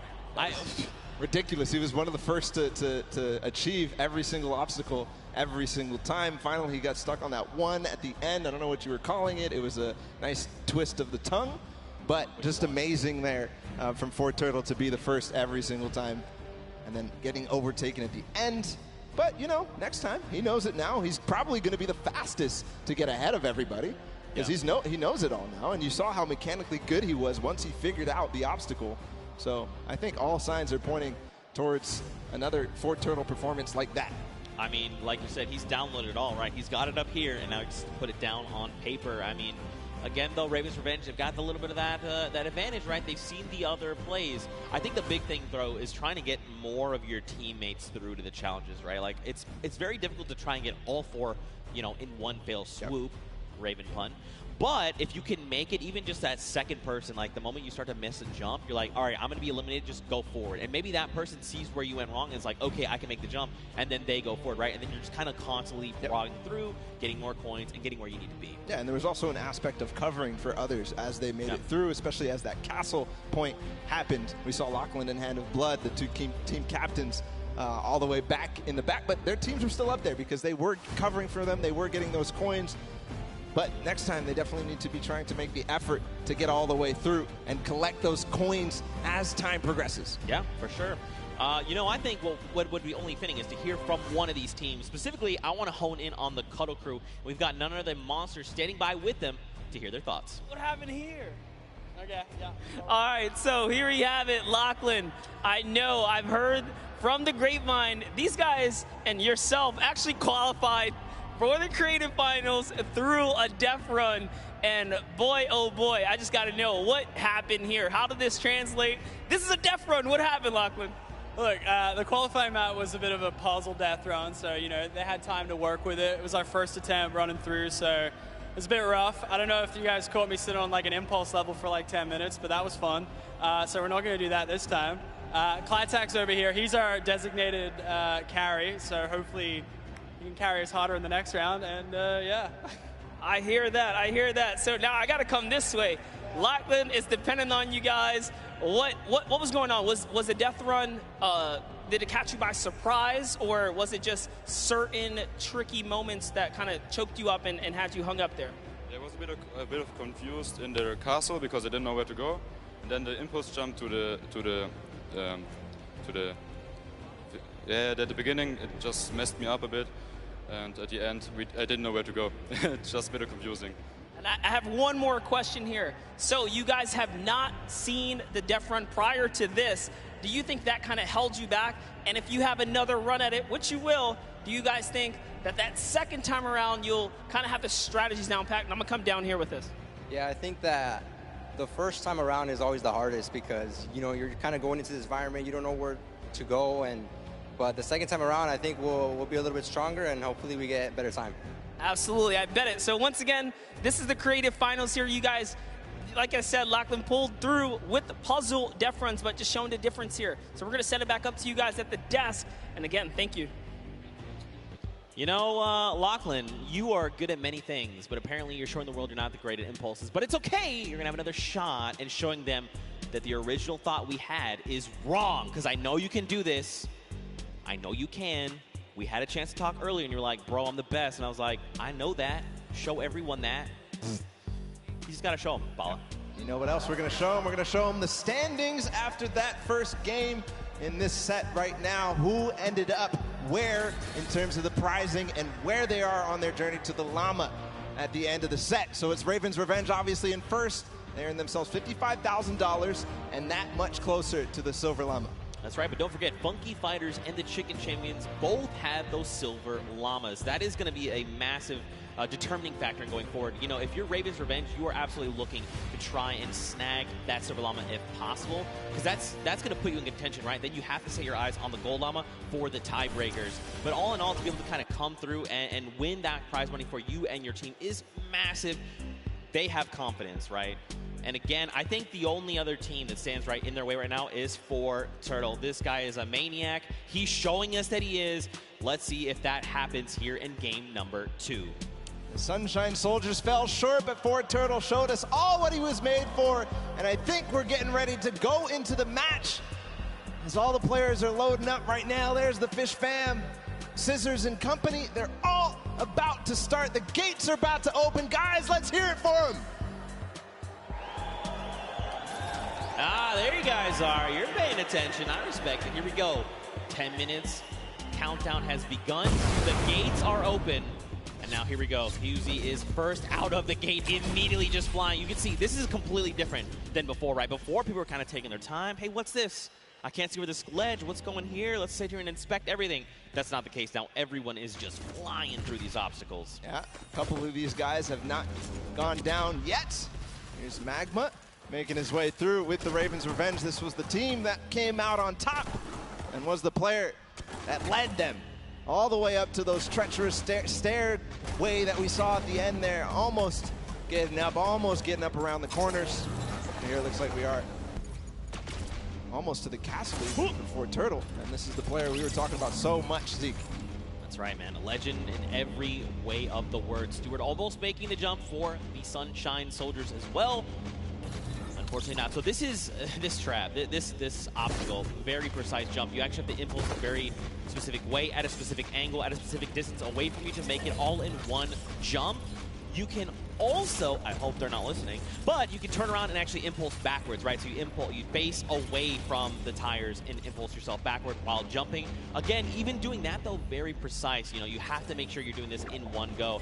Look, Hyozi's already here. He's already trying to collect the coins. Already towards the half pipes in the castle.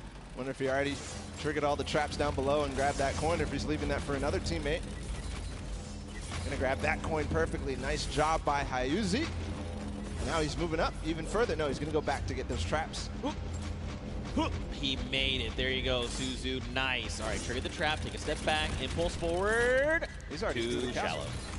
I mean, look. Through the castle. Yeah, I'm actually surprised. So don't forget, the castle is open. So once you do make it to that halfway mark, you can just send someone forward, right? Like, even if you're the first one and you're really confident, you can say, hey, Bala, I know you made it first. Just go. Go up to the next round. I'm going to stay behind. I'm going to pick up the coins, right? So quite a bit of teamwork going into this. But look along the way, man. These jumps are crazy. Suzu, what are you? Okay, what a legend. Yeah. What a legend. Showing everybody that he can hang. He's led on the team of Scissors with Fish Fam. We saw them not too far in the prizing. 18 points right now. They're leading the way. But no, it's actually Fort Turtle again. Already towards these varying distance impulse jumps. And is he going to first shot it? No, not exactly. You know he's going to hit it on the next time. Yeah, absolutely. Again, you know, this is kind of one of those things. The more that you do this, the easier it is the next time around, right? Once it's like you throw it here, you're like, nope, that's not correct. This might be it. Okay, closer, closer. I like it. Will he make it on the third jump? Don't forget though, we got the Funky Fighters at 20 coins. We've got Fish Fam at 20 coins. Sunshine Soldiers that need to try and pick it up. Here we go. Nice, but get across. Nice. Perfect play from Fort Turtle. Now towards the lava jump and what you were dubbing as double danger. Is he gonna first shot? Does dodge the traps. Okay. This is from where he went last time. Gets the coin. He's gonna double back. First try. Oh my goodness. He went through those. I would have gotten scared there, but no. Fort Turtle knows exactly what he's doing. Gonna get all the coins in first try on the double danger, but doesn't make it through, so he has to still completed, and Suzu and Sand, meanwhile, from Fish Fam, are taking the lead. And that's what I kind of talked about, right? Trying to send two through. If you and your duo partner can make it through these jumps and get there, then you can start watching, right? Because, like, you as a player, you go to do it, you mess up and you're eliminating, you're like, what happened? What exactly did I do? You kind of go back and then kind of relive that moment. Not here, right? This is the moment that they were all stuck on for so long. Suzu knows it now. He's not going to hit the first time. Zand also attempted it at the same time. Not going to work out just yet. Here, they're going to give themselves the opportunity. Suzu trying again. Triggers two.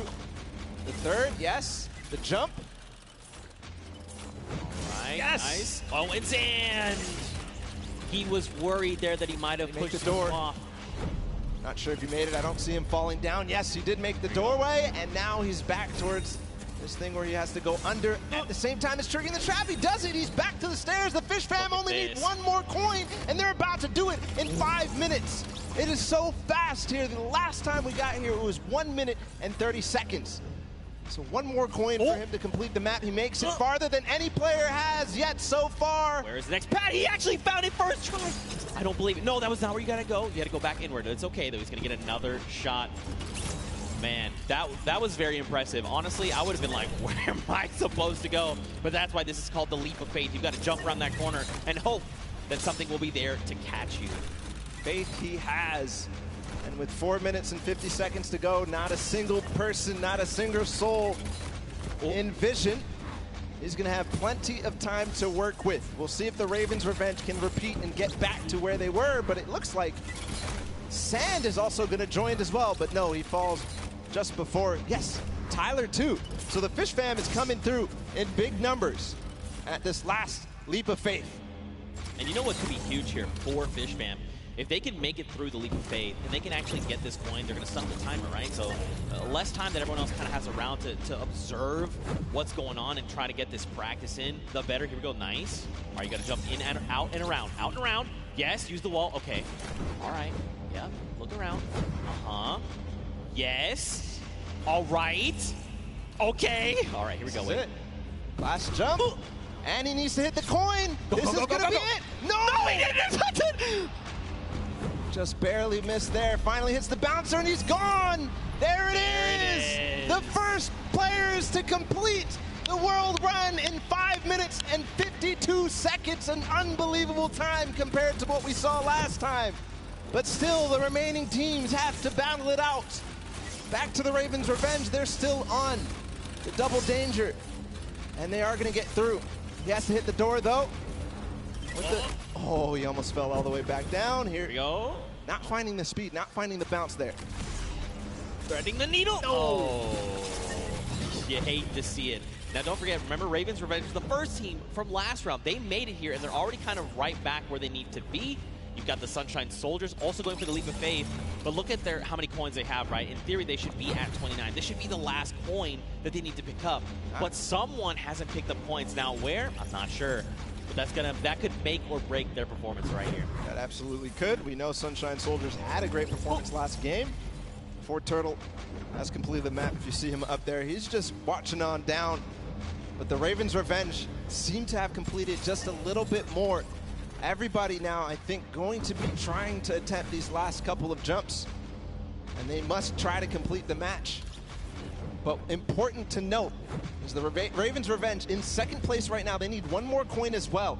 That puts them in a huge advantage for that Silver Llama when we go into the third game. What just happened there with Stewart? He just climbed to the top with the tires. That's right, the secret tires.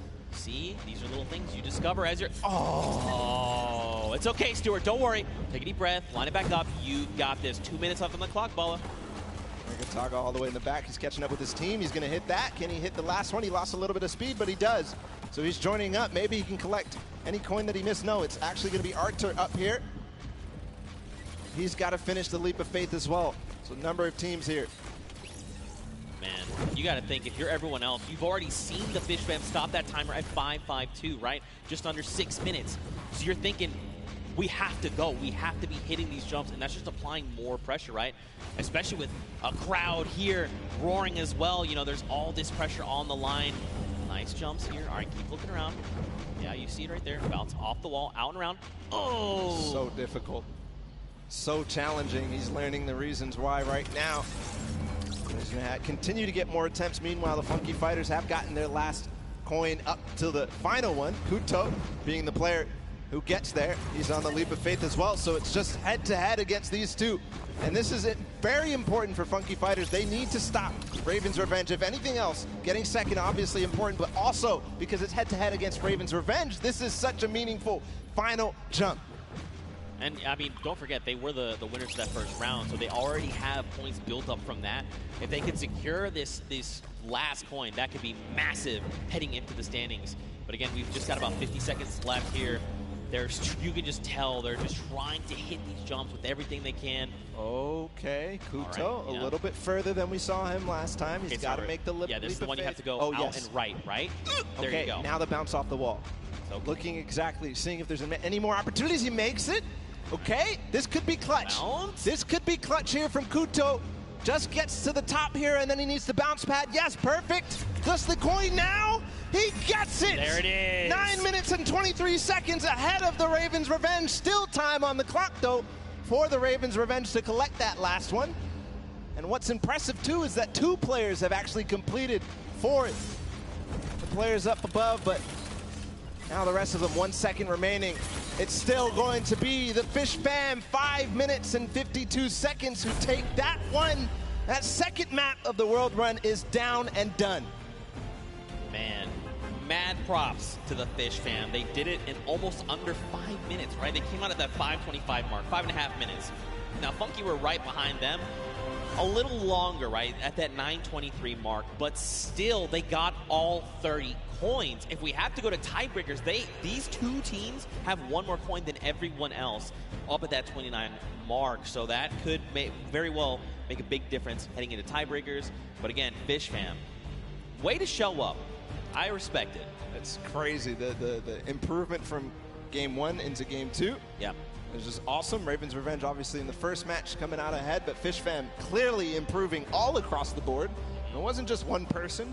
It felt like it was the entire team because that time was unbelievable. That's going to be hard to beat. Yeah, we'll have to see who else can do it. Again, you know, Ravens Revenge had a fantastic showing. Funky Fighters showed up there at the last moment. And then, obviously, the Fish Fam. But don't forget, you still got players like Fortnite over on Sunshine Soldiers. Everyone, all of these teams have someone that's going to get them very, very far, right? We've seen that. But now the question is, heading into this next match, what does that mean? Fish Fam have already completed it. Funky have already completed it. Raven have gotten close. Does that mean we're gonna see another 5-minute timer? Could we see it even faster? Good question. And what Ravens Revenge needs to figure out how to end the match. Because if they don't, then they won't be able to get ahead. They won't be able to close out, especially as other teams go ahead. Fish Fam knows how to complete it. They've proven that they can complete it, and Funky Fighters as well. Yeah, for sure. Well, for now, let's send it over to the stage where Pookie is standing by with the Fish Fam. And Pooks, real quick, ask them what their favorite fish stick is. You know, we can't always make it all about you, but I am down here with the Fish Fam. It is, dare I say, official. They're the first team to take a victory in the death run. I'm going to start here with Suzu. So you were the one that essentially clutched that victory for your team. How did that feel? It felt great. Like, at first, I choked the bouncer, and then I thought I choked the level as well. But then I figured it out, and I picked up the coin. I was like, wait, this is it? Let's go, baby. It definitely looked like you were in a little bit of a precarious situation there for just a second. Was your team coaching and helping you that whole time? Yeah, they kept track of the coins that we picked up. They kept motivating me, like, you got this, this is easy, we got this, we got it in the pocket and stuff. So yeah, that felt great. Awesome. Now, I'm going to come over to you, Scissors. We all know you are the veteran of death runs. You have been doing this from the very beginning. It must be an absolute honor to be here on the stage today competing, being able to help these guys out, pulling through to a victory. Are you going to continue the strategy going into the next game? We've got the strategy on lock, and obviously it's awesome, you know, helping these guys, but they're helping me win. They're the real speedrunners. Well, I mean, it is a team effort at the end of the day. All of you have picked up coins. Sand, I'm just going to go over here and talk to you really quickly. Now, I mean, this Creative Cup, what does this mean to you as, you know, a creative champion? I mean, I'm not a champion yet, but maybe, yeah.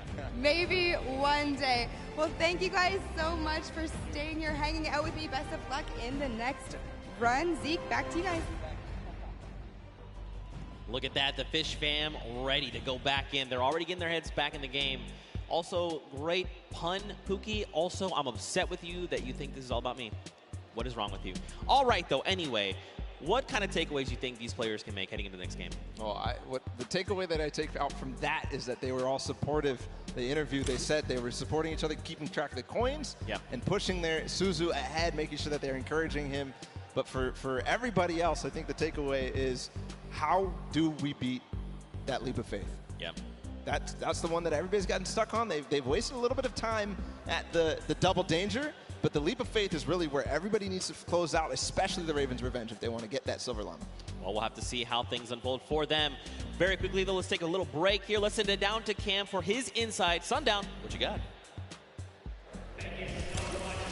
And Bala, and we're gonna take a look at some of the kind of strategy that goes into it. But first, all of these competitors who are here, who are competing in this world run, have had an opportunity to get there. It's been incredibly stressful. There's a certain amount of kind of mental edge you need to get through it. So let's kind of take a look in how these competitors prepare for what was a world premiere and first appearance ever. Let's take a listen in and how these guys are talking and getting ready for the match.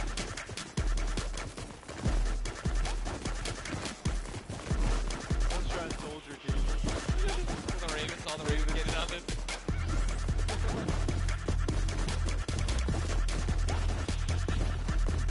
Oh, they only have one llama.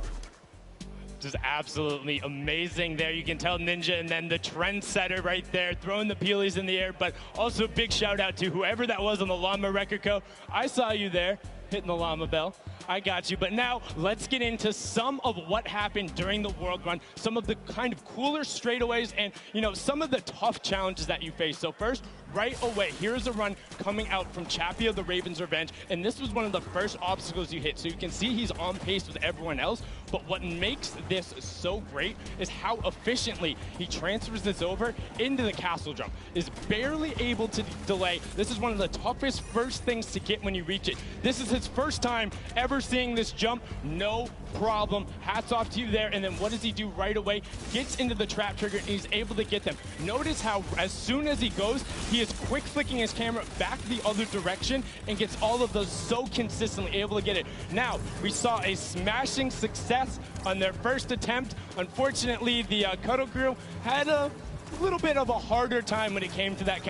I want to maximize my height up the correct trajectory. Now you can see Ninja able to get through the speed part of the run and then over the top. This is towards the back half, and look how well he's able to then trigger those traps and get through. But the Fish fam were the ones who were able to make that incredible run on the back of Suzu. Now this was from his first run when the Ravens Revenge were able to get it. And if you look at the timer, next time he faced this, he about finished the course. So an incredible job from him to make sure he is pushing the limit with what they're able to do. And you can also see the level of communications. He knew he messed up right away, and then he immediately communicates to his team. It's like, hey, you got to run and then go up. Now you're in kind of that double trouble area trying to get the triggers, and this is where they got held up for a significant amount of time. A lot of the competitors not being able to bait the chaps correctly, and now we're over with the Ravens Revenge, who were able to power through this. Again, this was from the match number 1, and you can see how he's using quite literally every single space available to him, including the rock, including the jump off the side with the airstrike to then get up to that leap of faith, which is such an incredibly hard challenge. And only having 2 teams full completed it after the 2 runs when all of these players are such strong death runners. You can see the Fish fam. Look at the timer on the clock, 5.5 minutes, and he's so quick going through it, and he's precise. He lines it up, he takes a step, and he goes. My question is now, between Suzu and Zen, they were so incredibly good last game. Can they beat that time? Can they keep pressing, do it better? Because when you get up here, you have to do everything right, find the lineup, not miss a single one of your drops, and then get the final coin. Was able to then double back and grab it there off the launch pad for that 5:52 time in the #1 spot in match number 2. This is now the second time we've seen the World Run, and we asked the question before, what happens in run number 3? Can the Ravens Revenge get over that last obstacle of the leap of faith, or will everyone else start pressing up higher and higher and being able to challenge him? Match 3 is about to be underway. We're going to throw it back inside to Zeke and Bala. Gentlemen, take it away. Thank you so much, Sundown, that insight. I mean, he's asking the tough questions. What happens in match number 3 of this set? You know, again, Fish fam, you saw, I kind of touched on a little bit earlier, you want to have as many people up on that leap of faith as possible so they can just sit there and rotate around. But before we hop into this next match, Bala, I think we probably want to take a look at the standings. We want to see how things are going for all of these players together. And of course, you want to take a look behind us. We've got Fish fam up there in first place from that last match. Walking away with a nice chunk of change. Ravens Revenge there in second, Funky in third. Don't forget, Funky Fighters and the Chicken Champions both have silver llamas, and that's going to play a big factor later on. Everybody needs to make sure that Funky Fighters do not get that last silver llama, because then they are out of contention if they don't have a silver llama. Because Chicken Champions don't really mind, because they have another place to play.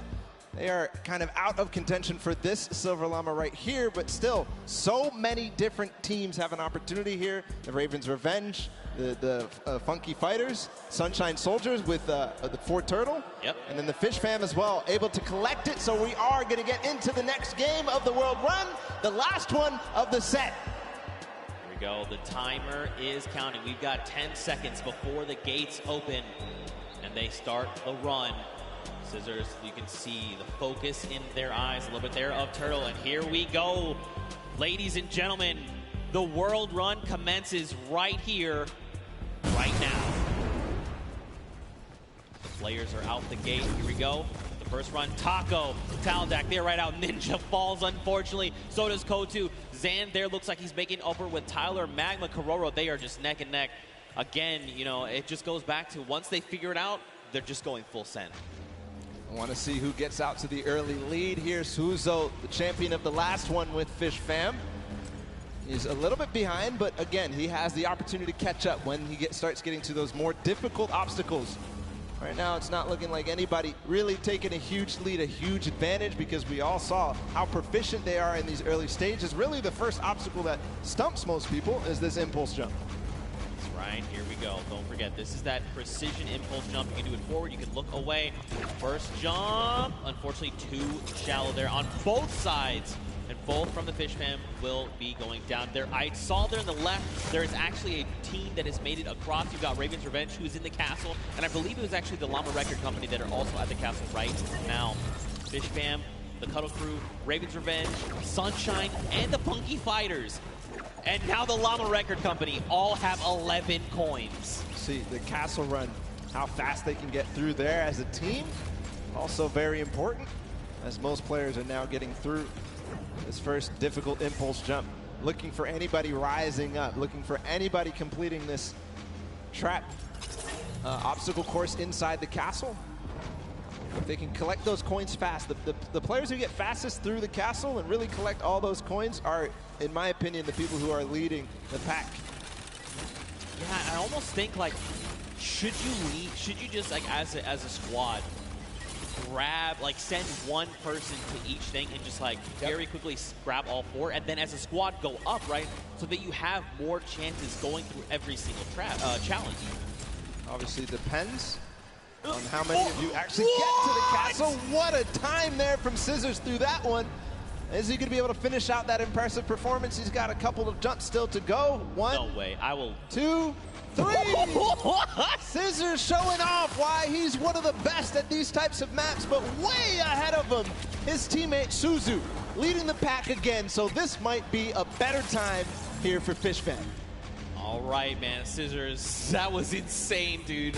Again, like these guys are so good, right? Once they figured out, they can just do it. It's almost like muscle memory. You see Suzu here now. If Suzu's smart, he waits here for Scissors to get across, and then once Scissors gets across, he can start triggering the trap. He's gonna opt to say, look, you know what? Let's just go. I'm trying to get the coins. We need to rack up as many and as quickly as possible. Because don't forget, last game they got that 5.5 minute time on lock. They still have another 1.5 minutes going off of last game, right? If they can do it again, it's gonna be huge. Waiting for the chiller on his feet to get off before he goes forward. Now he has full reign onto this one. If he one-shots this, he's putting himself in such an amazing time. He's kind of letting his team do the rest of the work. Oh, one shot here from Suzu. Is it possible? Getting through the door? No, just short. Shallow. But he did not go all the way back. He's continuing the recovery on this run. Not quite enough. Man, Suzu putting everyone in his fishbowl, saying, don't worry, fam, I've got this. Gonna jump down, first trap. Second trap, hop across, take a step back. Nice. Oh, there's actually someone else there. Is Scissors there with him? This is huge, though, if Scissors is there, because look, they can hop through together. Suzu can trigger this, and then get Scissors there where he needs to go, and then there will be two members trying to get these traps. Unfortunately, too shallow. Making the same mistake there on that bouncer. Speed pad up into the bouncer. You see he's trying to keep his back towards it so that he can make sure he hits the bouncer on the right point that he wants to. Kind of has it memorized at that moment, but a lot of teams starting to catch up right now. So, you know, starting to lose the pace that they had in the first game. Ooh, don't slide off, don't slide off. Unfortunately slid off. Now look, Sunshine Soldiers, they're already at the 28-point mark. So are Raven's Revenge, with Fish Fam right behind them. Everyone else is tied right around 25 coins. Oh, and look, they actually sent Flytax forward. He's trying to make it to the Leap of Faith. So he's left his teammates down behind, saying, look, just gather the coins. I'm going straight to Leap of Faith. That's the 1 point we know we need.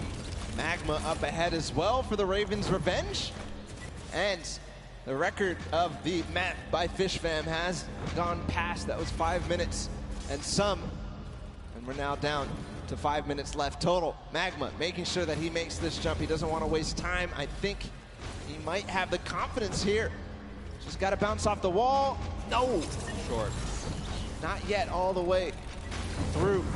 If he can do this, he is clinching himself that silver llama. Stewart, okay. Yeah, these momentum jumps, very difficult, or neo jumps as they're also called. You gotta be really precise, really, I mean, you have to be very calculated with every single one. You got Chappie over here, you've got Stewart across the way as well. And look, you can see Suzu there too. I mean, there's so many people here that are already at the leap of faith. And look at the rest of the teams, right? Even the Funky Fighters, Little Whip, and Llama Record Company, they're at 26 coins. They're closing in on that leap of faith. Sunshine Soldiers adding their name to the hat of people who are trying the leap of faith. Stewart, not quite making it through yet. Magma right now feeling a bit of frustration. He feels the pressure. He knows that he has to try to make this, try to get this last coin ahead of anybody else. Clytax has joined the fray as well from Cuddle Crew. So you can see too, like Clytax is, while Stewart is using his camera, while you jump forward, you whip your camera in the direction you want to start moving. Clytax is doing the opposite. He's actually just using the momentum from his movement abilities, just like his keys, to get him where he needs to go, not even touching his camera at all. Two different ways to approach it. They're both about the same. It just depends on which one you're more comfortable with. Magma here. He's in a good spot. Great ricochet there. All right, just take it easy. Nice. All right, good Almost. Land. The tires. He's just going for it. Yes. He's just going for it. Could he be the first one? No, Sunshine Soldiers have actually already done it with a 623, and Raven's Revenge there with the 636. So Sunshine Soldiers sneakily got it, but still a great time from them. Don't forget the first round, they were the only ones at 29 coins. What a close race, though. All four teams who were up there on the leap of faith have now completed it. The Cuddle Crew still need one more coin to actually finish the entire thing. Clytax feeling a little bit of pressure. He needs to start supporting his teammates. And then the Llama Record Company sitting at 27 right now. I think this is one of the first times we've seen them towards this double jeopardy, towards closer and closer, edging their way at the leap of faith. The Cuddle Crew have completed, meanwhile, just past 7 minutes. So the standings right now are shaking up with all of these teams being so close together. Can't wait to see where it is. Still, every single placement here matters. Chicken Champions, Funky Fighters, Little Whip Warriors, and the Llama Record Company all at 27. Who is going to come out on top in this four-way race? And don't forget, this really does make a difference, right? They're all competing for prize money, so being able to come out ahead of another team, that's going to secure you more of that pot, so they have to be very careful, right? They have the 2 minutes left, but man, to see all these other teams, 4 of them already get that third coin. Like, you know, we saw that first game, it was like, oh man, Raven's Revenge is the only one at 29 coins. Everyone else is not even close. Second game, the story is Fish Fam and Funky Fighters. Now, we've got 4 teams that have gotten that 30th coin. Insane, especially how close it is. Like, even look at Raven's Revenge and Fish Fam, right? Just a few seconds difference. And all that could mean a huge amount when we look at the standings at the end of the match. But meanwhile, nobody yet up to that leap of faith. Oh, actually, Kuto. But we saw him finish the game last time for the Funky Fighters. See if he can do it again. He's got 1 minute and 15 seconds to do it. Came in second, just behind the Fish Fam in their record-breaking run. Can he do it now? All pressure on him. And I mean, you gotta look, right? All of his other teammates are still being eliminated, right? They're trying to get up there because, again, just more shots you can take at the leap of faith, the better, right? The more chances you have of securing that 30th coin. So many teams are approaching this leap of faith now.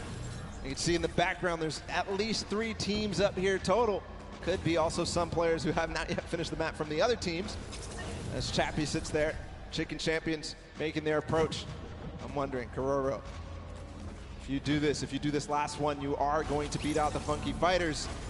And that could mean huge placement in terms of the prizing at the end of this. 30 seconds to go. All right, wait, he's made it. Okay, look back down. Okay, it's fine. Small jump. Got it. Last jump, and he's got the coin too. There you go. So the Funky Fighters finish up ahead of the Chicken Champions. Kororo, fortunately, is going to fall shy. But at 29 coins and 5 seconds remaining, I think that's going to be the end there for this. These are the standings as they are. The Chicken Champions come out there. And what an amazing run it was. Wow, 6 teams. 6 teams secured themselves the 30th coin. Night and day situation coming out of that first World Run we got to witness. But look, smiles all around. Again, in case you're just tuning in, welcome to the Fortnite World Cup Creative Finals. These are the very best of the best from the creative side of Fortnite. And they're all joined here by their team captains and facing off for a prize pool. And these games have not disappointed. The World Run, honestly, I take it all back. I thought we weren't going to see a 30th coin. I'm a liar. I don't know what I'm talking about. Nope. They smashed it. These guys are the best of the best. Fish Fam, Raven's Revenge, these guys showed up hard on this World Run. Absolutely incredible performances, 2-time finishers all the way through. And now we also have to be able to think about what these standings are going to look like at the end of the day, because it was close, right? Raven's Revenge, that first one, and then getting second, and then getting second again, could mean that they are in contention for that first place here in this set. Yeah, I mean, so Raven had plenty of 29s, right? They came in second, I think, just about every game except that last one. You got Fish Fam. They had the fastest time of 5:25. In that last game, we saw Sunshine Soldiers, though. They had a 6:23. So it depends where they place in those other matches, right? What does that mean for all these standings? Don't worry, we're tallying everything up. We're breaking it all down, and we'll have that for you as soon as we are ready to do so. But, man, the World Run was dope. That was super fun. It was like we were casting golf. Like, oh, takes a shot, and he sinks it. Sinks it first. Absolutely crazy. The tension at the end when everybody realized that they needed to make that last jump was just awesome to feel. The crowd was feeling it too when you made it towards that last one, when they finally made it through that last tire, or making their bounce all the way through, just like flying through the sky for that last coin. Felt good. It's got to feel good for these guys. Yeah, and I think, too, being able to just, key in on different players, right? It wasn't like it was 4 Turtle. We saw in that first run was dumpstering everybody else. Then it was like next game, there was different people that were really showing up. Even that last game, right? Scissors, the straight back-to-back just crushed 3 or 4 obstacles in a row. It was insane. But for now, let's go ahead and send it over onto the deck with Pookie Face. She's standing by with the Sunshine Soldiers. So, Pooks, what you got? Hello, Zeke. I am down here with the Sunshine Soldiers. They're the most adorable team, in my opinion. They are coming from all corners of the globe. They've come here to compete today. Now, so far, you guys have, there have been a couple of struggles, but the day isn't over. We still have the remixes coming up, so keep that in mind. Do you guys have a new strategy going into the remixes? That's top secret. Hidden information. Yeah. Information, that's it.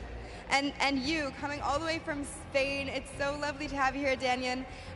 What has it been like to... I'm actually from Mexico, not Spain. From Mexico, sorry, from Mexico. What has it been like to be a captain of your team for the Creative Cup? Yo amo a estos chicos, en verdad creo que no puede tener mejor equipo, estoy demasiado contenta de tenerlos conmigo y estoy súper feliz por la experiencia. I feel really happy. I couldn't have a better team, and I'm super excited about this experience. That's incredible. We love having you here. Thank you so much. And I'm going to come over here and talk to you super quickly. Now, you're one of our youngest competitors. So being here, seeing all of your idols today, that has to be exciting. When you told your family that you were coming here to compete at the Fortnite Creative World Cup, what did they say? They were just super happy for me, and they was really excited, and yeah. Do you want to keep competing in these massive Fortnite events? Do you love this? Yeah, it's really good.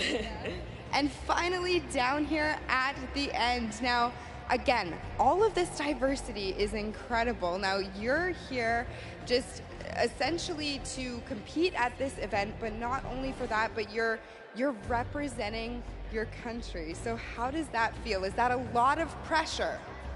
Yeah, there is a lot of pressure, and it feels amazing. Even though there's the pressure, it also feels great.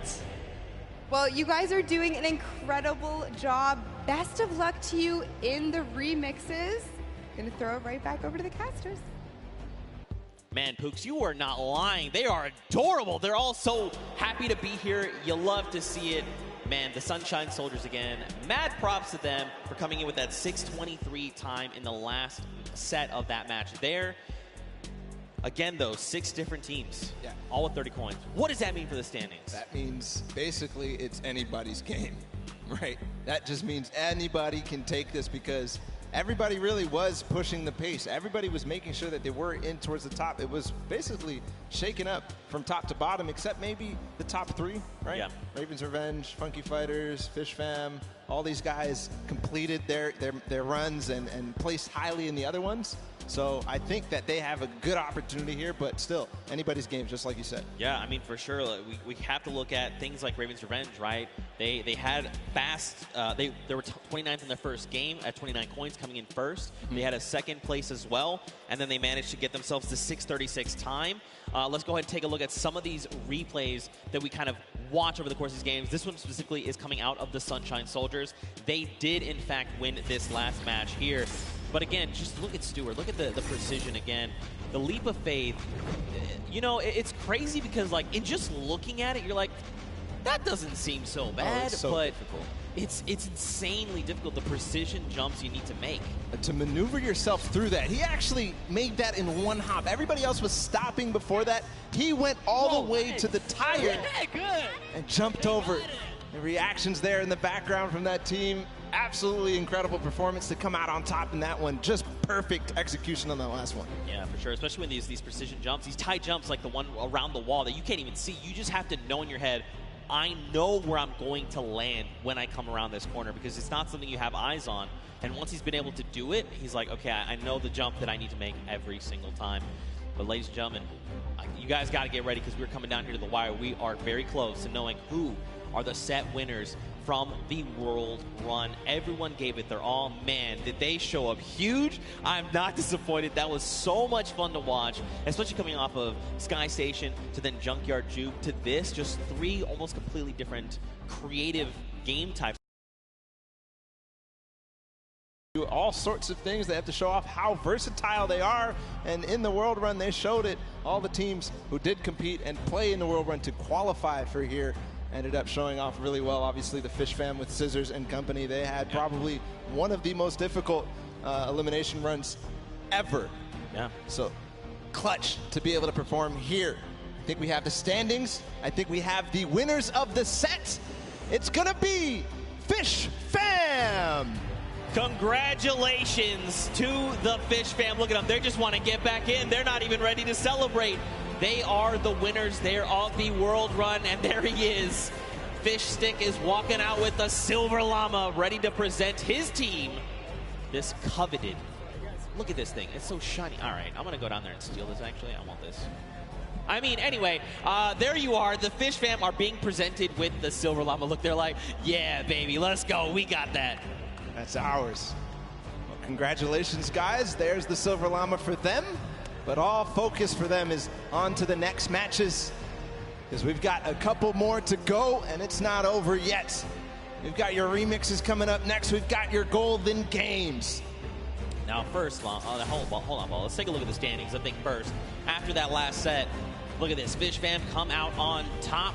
Going out of tiebreakers, they are the ones that are victorious, and they walk away with the Silver Llama. But the Ravens Revenge, man, they were putting in a lot of work there, also getting themselves some prize money as well. Sunshine Soldiers there in third, and then the list goes on. Again, keep an eye on those Silver Llamas. These are the guys that are in contention for that final prize pool.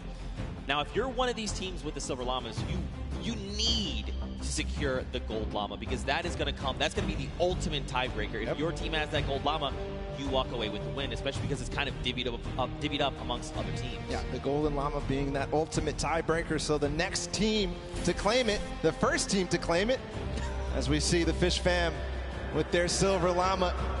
The first team, the only team to claim the Golden Llama is going to walk away as the champions here. Yeah, for sure. I mean, look, you kind of teased it a little bit.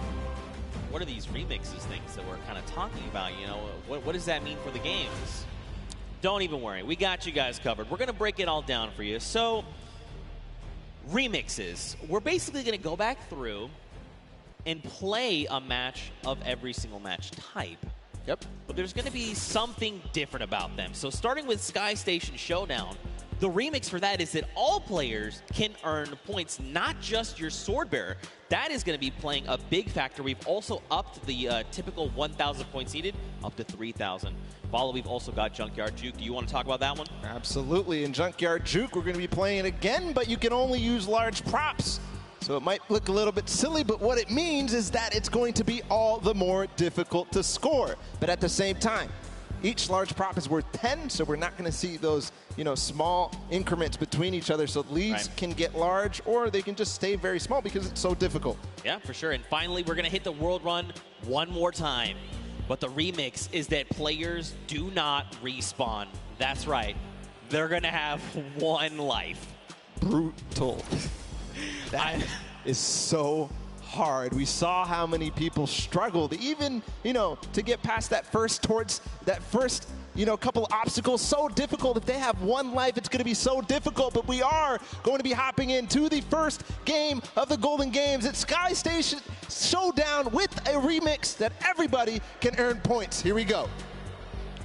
Go ahead and count us in here. If you're hanging out at the stadium, we've got 3, 2, 1. And the remix of Sky Station Showdown is underway. 15 minutes counting down. So don't forget, we have a new total cap. That is 3,000. And the remix is that anyone for your team can accrue points. This also stacks, by the way. So if you and your squad are sitting on a point, you're getting 3 points per person per second. So what does that mean? Will that mean players try to push points and lock them down? What will that mean for that center point at 7 minutes that opens up? We'll have to see as the game goes on, man. So we'll have to recall all the different strategies that these teams have, because a lot of players took it very slow. The Fish Fam tried to contain the 1 point. Same thing with the Little Whip Warriors. Same thing with also the Cuddle Crew. But they also had the Llama Rekka and really pushed for that center point when it opened up. Right now, the initial control point fights are going down. Raven's Revenge has got one. Sunshine Soldiers have gotten one. And the Funky Fighters as well, but not before getting contested. Here's all the second wave. And Blood going in, going to start swinging the sword. Can he chop them up? Danyan instead says, not today, friends. You have all been eliminated. He's going to shut down one there. Well, Bensor going to be shut down. And you've got the Llama Record Company like, hey, what's going on up here? Nope, Danyan is prepared. She saw you coming. She heard the DJ scratches. Back to the island you go. And remember, it does accumulate no matter who is on the point, and also it stacks. So all 4 players are able to grab and stay inside the point.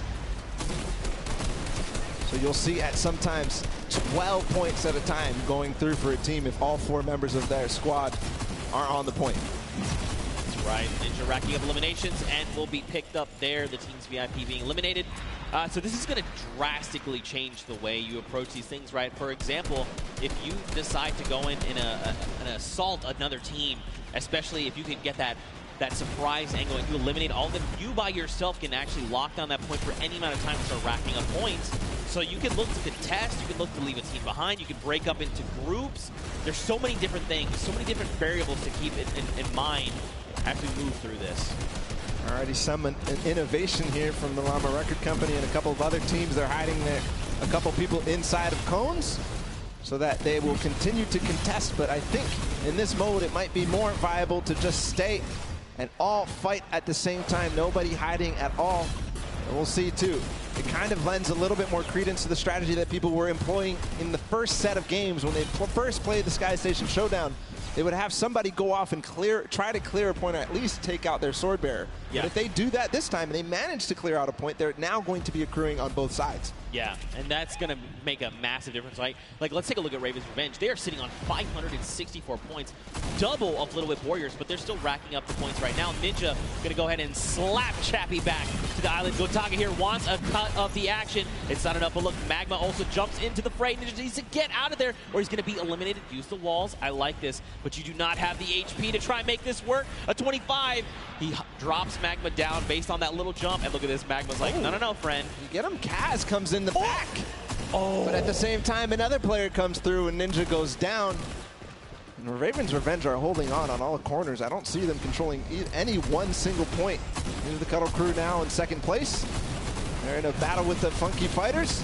This is important for everybody. The Fish Fam joining the fray as well. I think the Fish Fam may have overrun.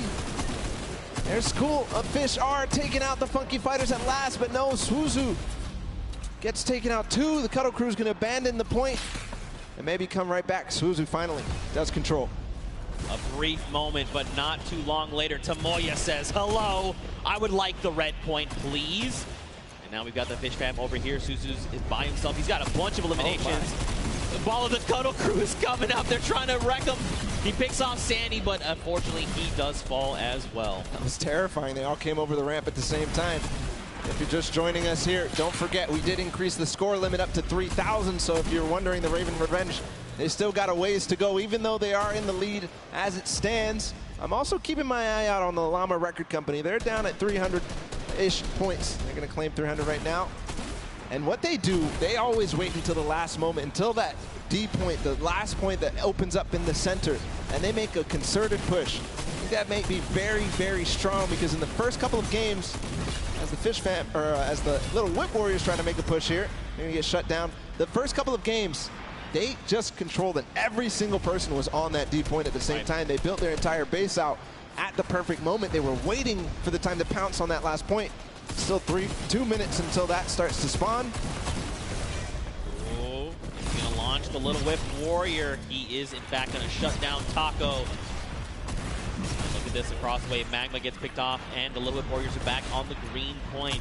Dude, I'm very curious to see what happens when that middle point opens up, because don't forget, it's 12 points per player of your squad on that point if you're uncontested. So you could very well see an entire squad say, the moment that's ready, jump down. We're just going to try and get a massive influx of like 48 points. Could happen every single second down there. It's going to net you that, so has to put to an end immediately. It seems that this point right here keeps getting under contention by like multiple teams. The Fish Fam, Funky Fighters, and of course the Cuddle Crew, who get cleaned out. So they're not earning anything really from all fighting at the same time. One team ends up coming out on top, but then it all happens again. So maybe some timing issues here in terms of synchronizing the push on this point specifically. Yeah, I mean, this gets way more hectic when anyone can score points, right? And the Fish Fam have been doing a great job sticking together, going in as pairs, duos, if you will, and trying to shut everyone down, but that's only going to get you so far. It kind of breaks down, too, when everybody can score, because there's so much that more important. If you're by yourself to stay on the point, in the previous iterations, if you're by yourself, you get off the point, because you can't even score. But now you have to stick around. Look at the slaps coming out. Lachlan does take out Scissors, but does fall as well. Now Clytex is just trying to get back into the fray, get himself those height with the impulses. And now don't forget, they have a limited number of builds. It's about 100, I believe. But right now, man, you just need to be turning your attention left and right, trying to eliminate as many players as you possibly can. This remix is shaking the very foundation of this mode. And Clytex goes in, he's going to start trying to take him down. Did not go his way, though. See, this is what I'm talking about. Finally, the Fish Fam control this point that the Cuddle Crew and Funky Fighters were fighting for so hard. And they control it with all 4 players, so you can see their score rising significantly every second there. At the same time, the Llama Record Company with an evenly timed push as well, but Rubius comes in. Chicken Champions take out 1, but I don't think that's going to be enough. I think the Llama Record Company, no, they don't hold. Or do they? Or do they? That is the question. It looks like, unfortunately, the answer is no, as the Chicken Champions are rolling in on the Sunshine Soldiers. Attacks are going off left and right, but Danyan is just it's just not falling. Just keeps eliminating left and right, getting a little bit of sight. The timing of that push from that took out the Llama Record Company might have actually worked out in their favor, because they're all going to respawn together. 5 seconds for this D point to spawn. You can already see they're hunting. Hand of Blood, Rubius, Carnifex, they're all going for it because they know the importance. If they can all stand in there at the same time, all the impulses come through before anybody can even build a base, build some protection against them. It's pure chaos down here on the D point. And look, if you're another team on the outside looking in, as all these players are just jumping in toward that center point, you do what Gotag is doing. Let them all fight it out. Let's just sit on the point. No one seems to be paying attention to the fact that we're about halfway through what we need to win. Let them all fight it out. Don't make any sudden moves, right? Don't be the distraction to have someone go, oh wait, there is a point up there. We need to go get those guys. I love what they did just there. They forced the one player there, but hold on, the Funky Fighters are all in. They have a base. There's no impulse. They are climbing the leaderboard hard. They're at 3rd right now. They're going to overtake 2nd. If this does not get shut down soon, the Ravens' revenge may have trouble looming. And look at this, Llama Record Company, Hand of Blood, is trying his hand and slaying these players, but it does not go his way as Tomoya comes in. No Llama Record Company, they stay strong. They're still racking up the points. Scissor says, no, friends. This is not allowed. You cannot continue to do this. Clytex also wants in on this as well. And Scissors meets an untimely end. Meanwhile, the Ravens Revenge have not stopped climbing points. If they have 4 members up here, it's about even to 1 player on to that D point. So just continuing to stay there. Finally, the Little Whip Warriors, Ninja, and crew are going to clean that up and put an end to it just before they hit 2,000. But on the other side, Chicken Champions are looming. They have 4 players on a single point, not the mega point in the center. See what's going on with them. They're all lurking. I don't think anybody really is too worried about them, but you know, with all 4 players here, it could all of a sudden become a nuisance. Back down on that center point. You got Hand of Blood trying his hand again. Did not go his way. Kotu is here, though, for the Funky Fighters. He was able to rack up a small amount of points, but still, every little point you can gather is going to make a difference going in the end. And look, Gotaga and Raven's Revenge are back on the point, but so are the Funky Fighters. There was 3 for just a moment.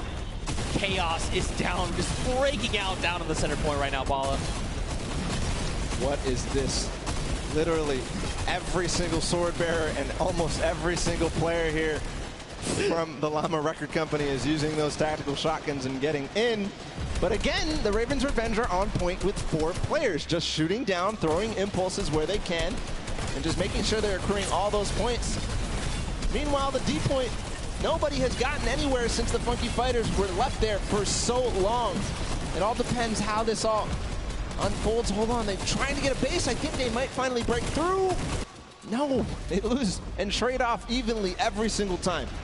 4 minutes left on that timer in Bala. These guys have been uncontested. It's just now that the Little Whip Warriors want to try and make the push. But look at Gotaga. He's literally just slicing through all these ice cream cones. I was going to try and say hot knife through butter, but this is ice cream. It doesn't quite work that way. It's crazy how nobody except the Little Whip Warriors are trying to contest the Ravens Revenge right now. They are sitting on the point by themselves with 4. But again, the Funky Fighters in the center with 4 players. They are not even making any noise. They're not showing that there's anybody there. They are rising so fast. Finally, Turtle comes in. He spots them out, but that's not going to be enough. They shut him down immediately. They're still on the point. They need to just box this up. They need to bunker down. Look at this. They just overtook the first spot.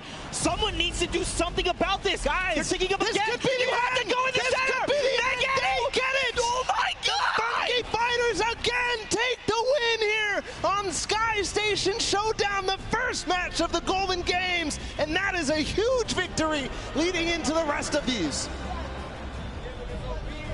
Just unbelievable. For so long, Gotaga and Raven's Revenge sat on the green point completely uncontested. And then for a moment, everyone forgets about the center point, and that's enough for all 4 members of the Funky Fighters to sit on the point and just rise above everyone else. And by the time everyone could kind of figure out what was going on, it was too late. They stole away the first golden game. Ridiculous that nobody was able to spot that out.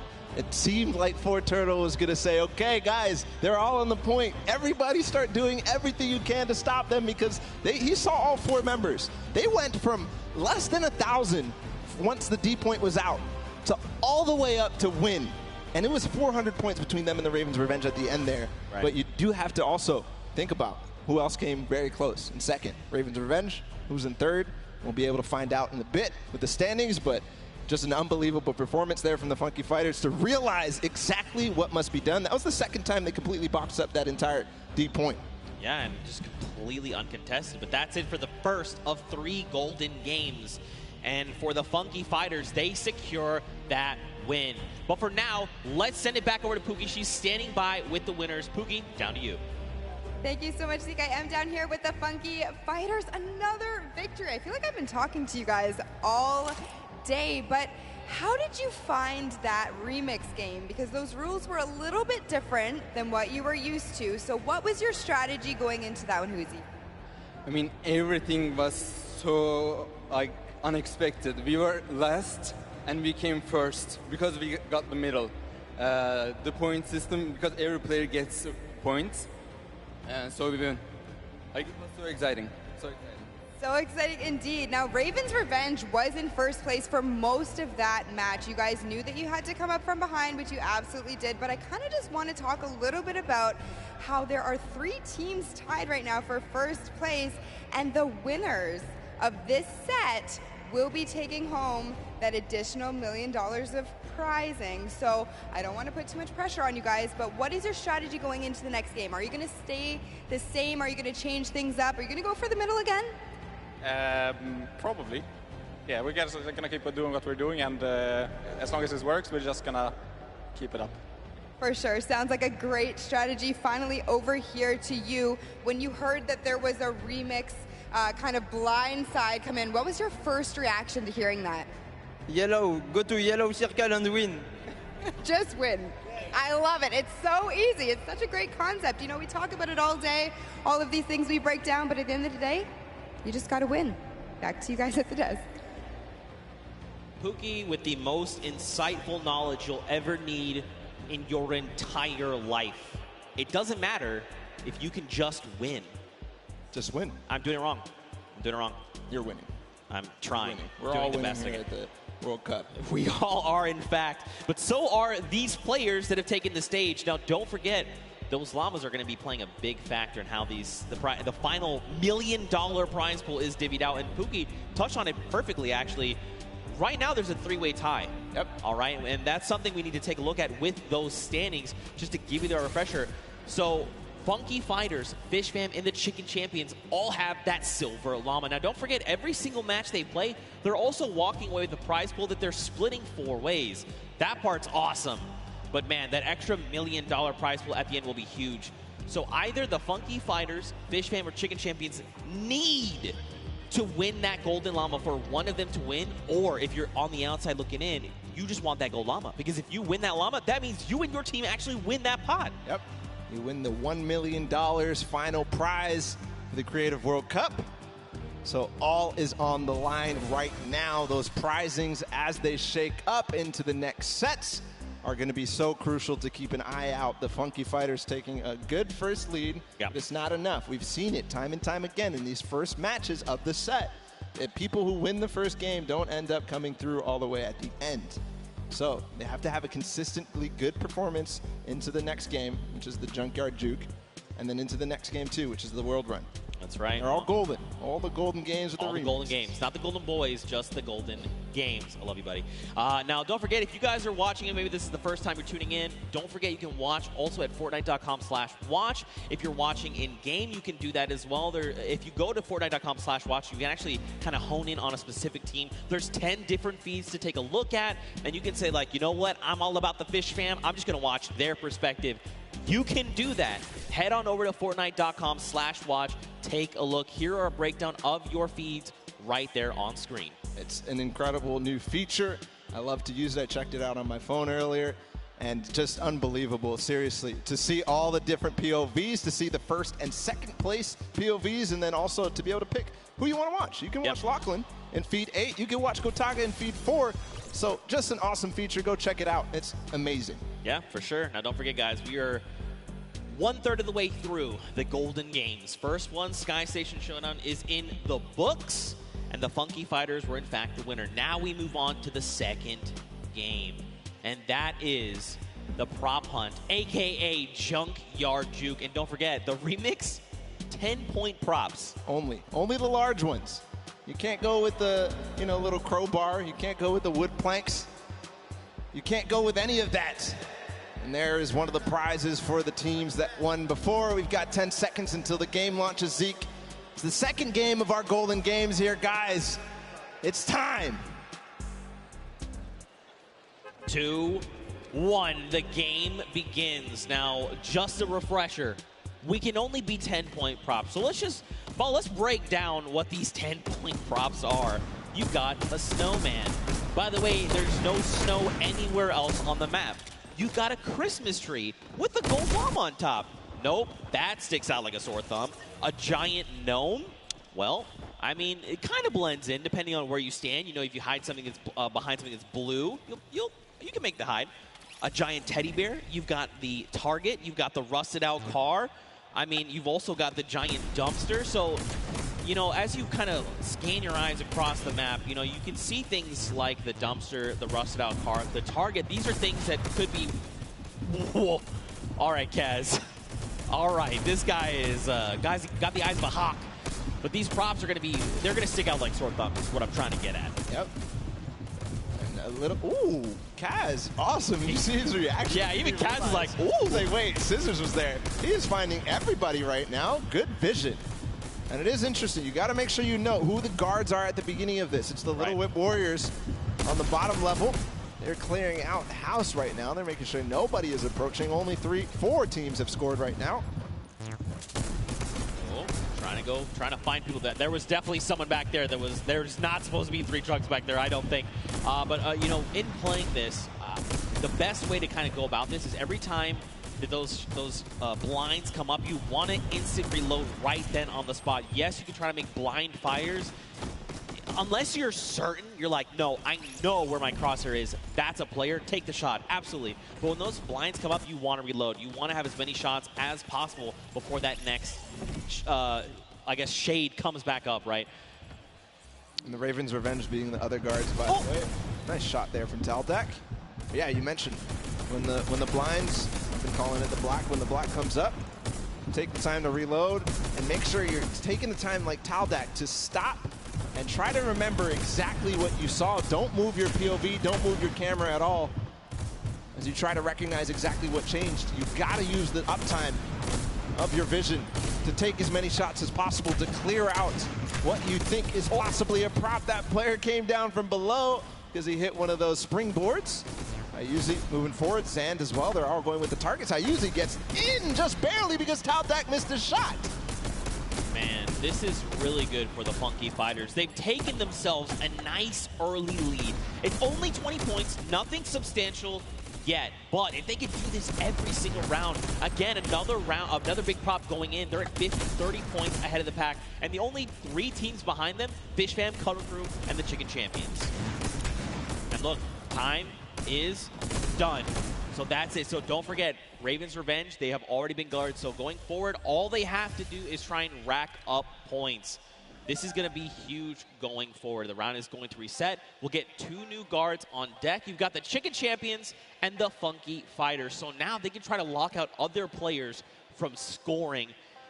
And it depends on how well they do, right? Because again, these are big 10-point props. There's a lot of them as well. You know, the props outnumber you pretty substantially. And if you recall the first game where the Ravens' Revenge were actually in second to the Funky Fighters. So like you said, being able to take your time and make sure that you know exactly what you need to do kind of gives them a little bit of an advantage. But the Funky Fighters really did come out to a huge lead in the first, scoring 5 points, or 5 total. See if they can hold it down right now and keep the lead as it is. The Chicken Champions at 20 are not going to be able to close the gap. But we'll see if the Fish Fam, the Cuddle Crew, and everybody else can approach the Funky Fighters right now. They're trying to stop that from happening. Well, Scissors did just drop in with that 10-point prop, so he's closing that gap. If they can get another 10-point prop in, they're going to be tied with the Funky Fighters. But they actually have to make it there to the center. That is going to be make or break. We have 2 minutes left on the clock. And, you know, my first instinct for this would be, you know what, I just got to go. I just got to try and run out as much as I can. That's actually counterintuitive. Right now, you want to just be taking baby steps, right?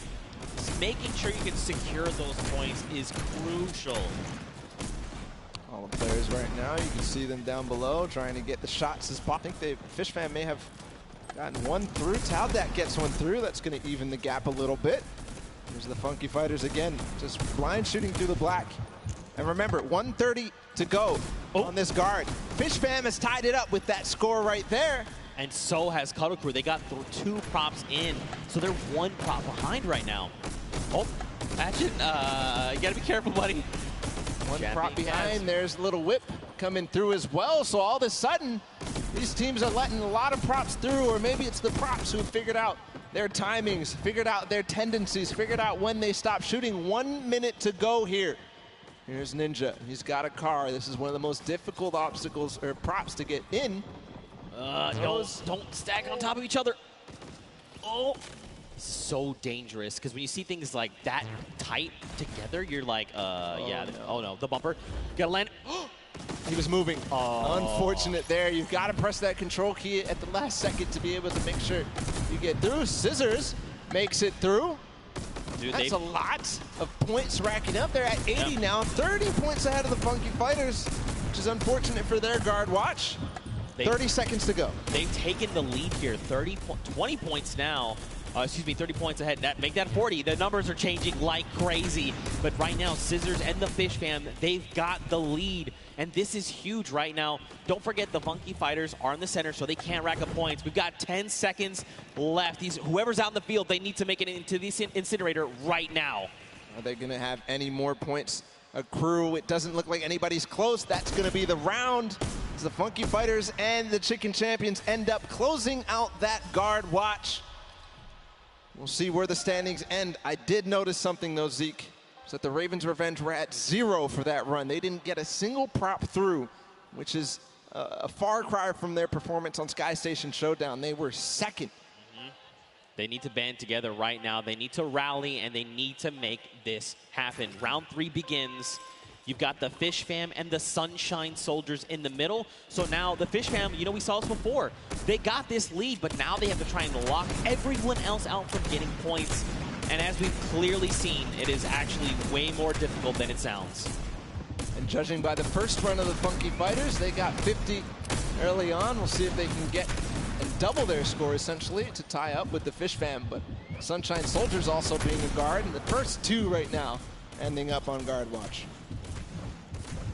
2.5 minutes left on this timer. You see people hitting these hidden little bumpers. So a little surprise in case you've been wondering why have they been flying up. There's little secret bumpers that are buried. You can see one right there that looks like a little silver dome. If players touch that, they're actually launched into the sky. And it's a very clear, like, hey, this is a person. They have disguised themselves as a prop. You should probably eliminate them. 2 minutes here on the clock. And Fish Fam are just tearing it up. But look, Funky Fighters, they were guards last round. They were behind pretty far, and now they're starting to close up that gap, right? If they can get another 3 props in within this 2-minute timer, they're going to be in a great spot heading into that final round. Tyler trying to hold it down before he gets his last opportunity to go with the props. But here, the Cuddle Crew, and they're going to be on guard watch next. So if they don't solidify this lead very strong right now, it's going to be so difficult. Meanwhile, the Ravens Revenge did finally get a prop in. They could have a final round that could be amazing. We'll continue to watch here for the Cuddle Crew. Llama Record Company and Funky Fighters all earn a point in just a second there. 1 minute and 20 seconds for this guard watch to end. Cuddle Crew's only a single prop behind. The Funky Fighters are only 2, and so are the Llama Record Company. Raven's Revenge is now on the board with a single. That's a Raven. Look at that. Scissors, he's got this on lock. He's got the entire map laid out in his mind, and he can tell the difference. Ooh. Wait, does he catch 2? He did not. Wait, these other 2 trucks, are they actually going to make it in? They're making it in. Yeah. That's unfortunate. Scissors, they snuck right under his nose. They get in. But it doesn't. Oh, he hit that person from the blinds. Wow. He heard you, Zeke. He knew. Listen. Flexing a little bit on everybody. He knows I'm a big fan of his. All right, he knows. He knows. Cuddle Crew, they're nice and hidden. All right, got to watch the bumper. There is one hidden. You see it right there in front? Be careful. You can see it. It's right there. Don't do it. Nope. Never mind. That was looks like that was Fish Fam. And it looks like a lot of props are making it towards the center right now. I think I just saw 3. Very close. Here's the approach from Huizi. Remember, they have to get sorted to get scored. So Tomoya, I think, will be the last prop here. Bensor making a push for it. No. But what a push there at the last second. They do all tie up. 3. The top 3 are tied up at 100. So that means this last round of Junkyard Juke is going to be so crucial. This is very scary heading into round number 4. So take a look. In the center of the map, you've got Svenos and his crew. So don't forget, there's 3 teams tied for first. You've got the Fish Fam, you've got the Funky Fighters, and you have the Cuddle Crew. So basically, they are well ahead of the pack, but they're fighting each other right now. Little Whip, the Llama Record Company, and now Little Whip and the Cuddle Crew, they're at 90, so they could close that gap, but they have to work so much harder to do that. You've got the Cuddle Crew in the middle, and this means they're not racking up any points for this round, right? They're just trying to keep everyone else from accruing points. And 5th place or lower at this point. If they don't have a good performance, even the Sunshine Soldiers, the the Chicken could go through. Nice shot there from his team. Joining them as well as the Llama Record Company in 2nd place. So 2nd or lower is all they can achieve. So for right now, Llama Record Company, remember, they can't accrue points.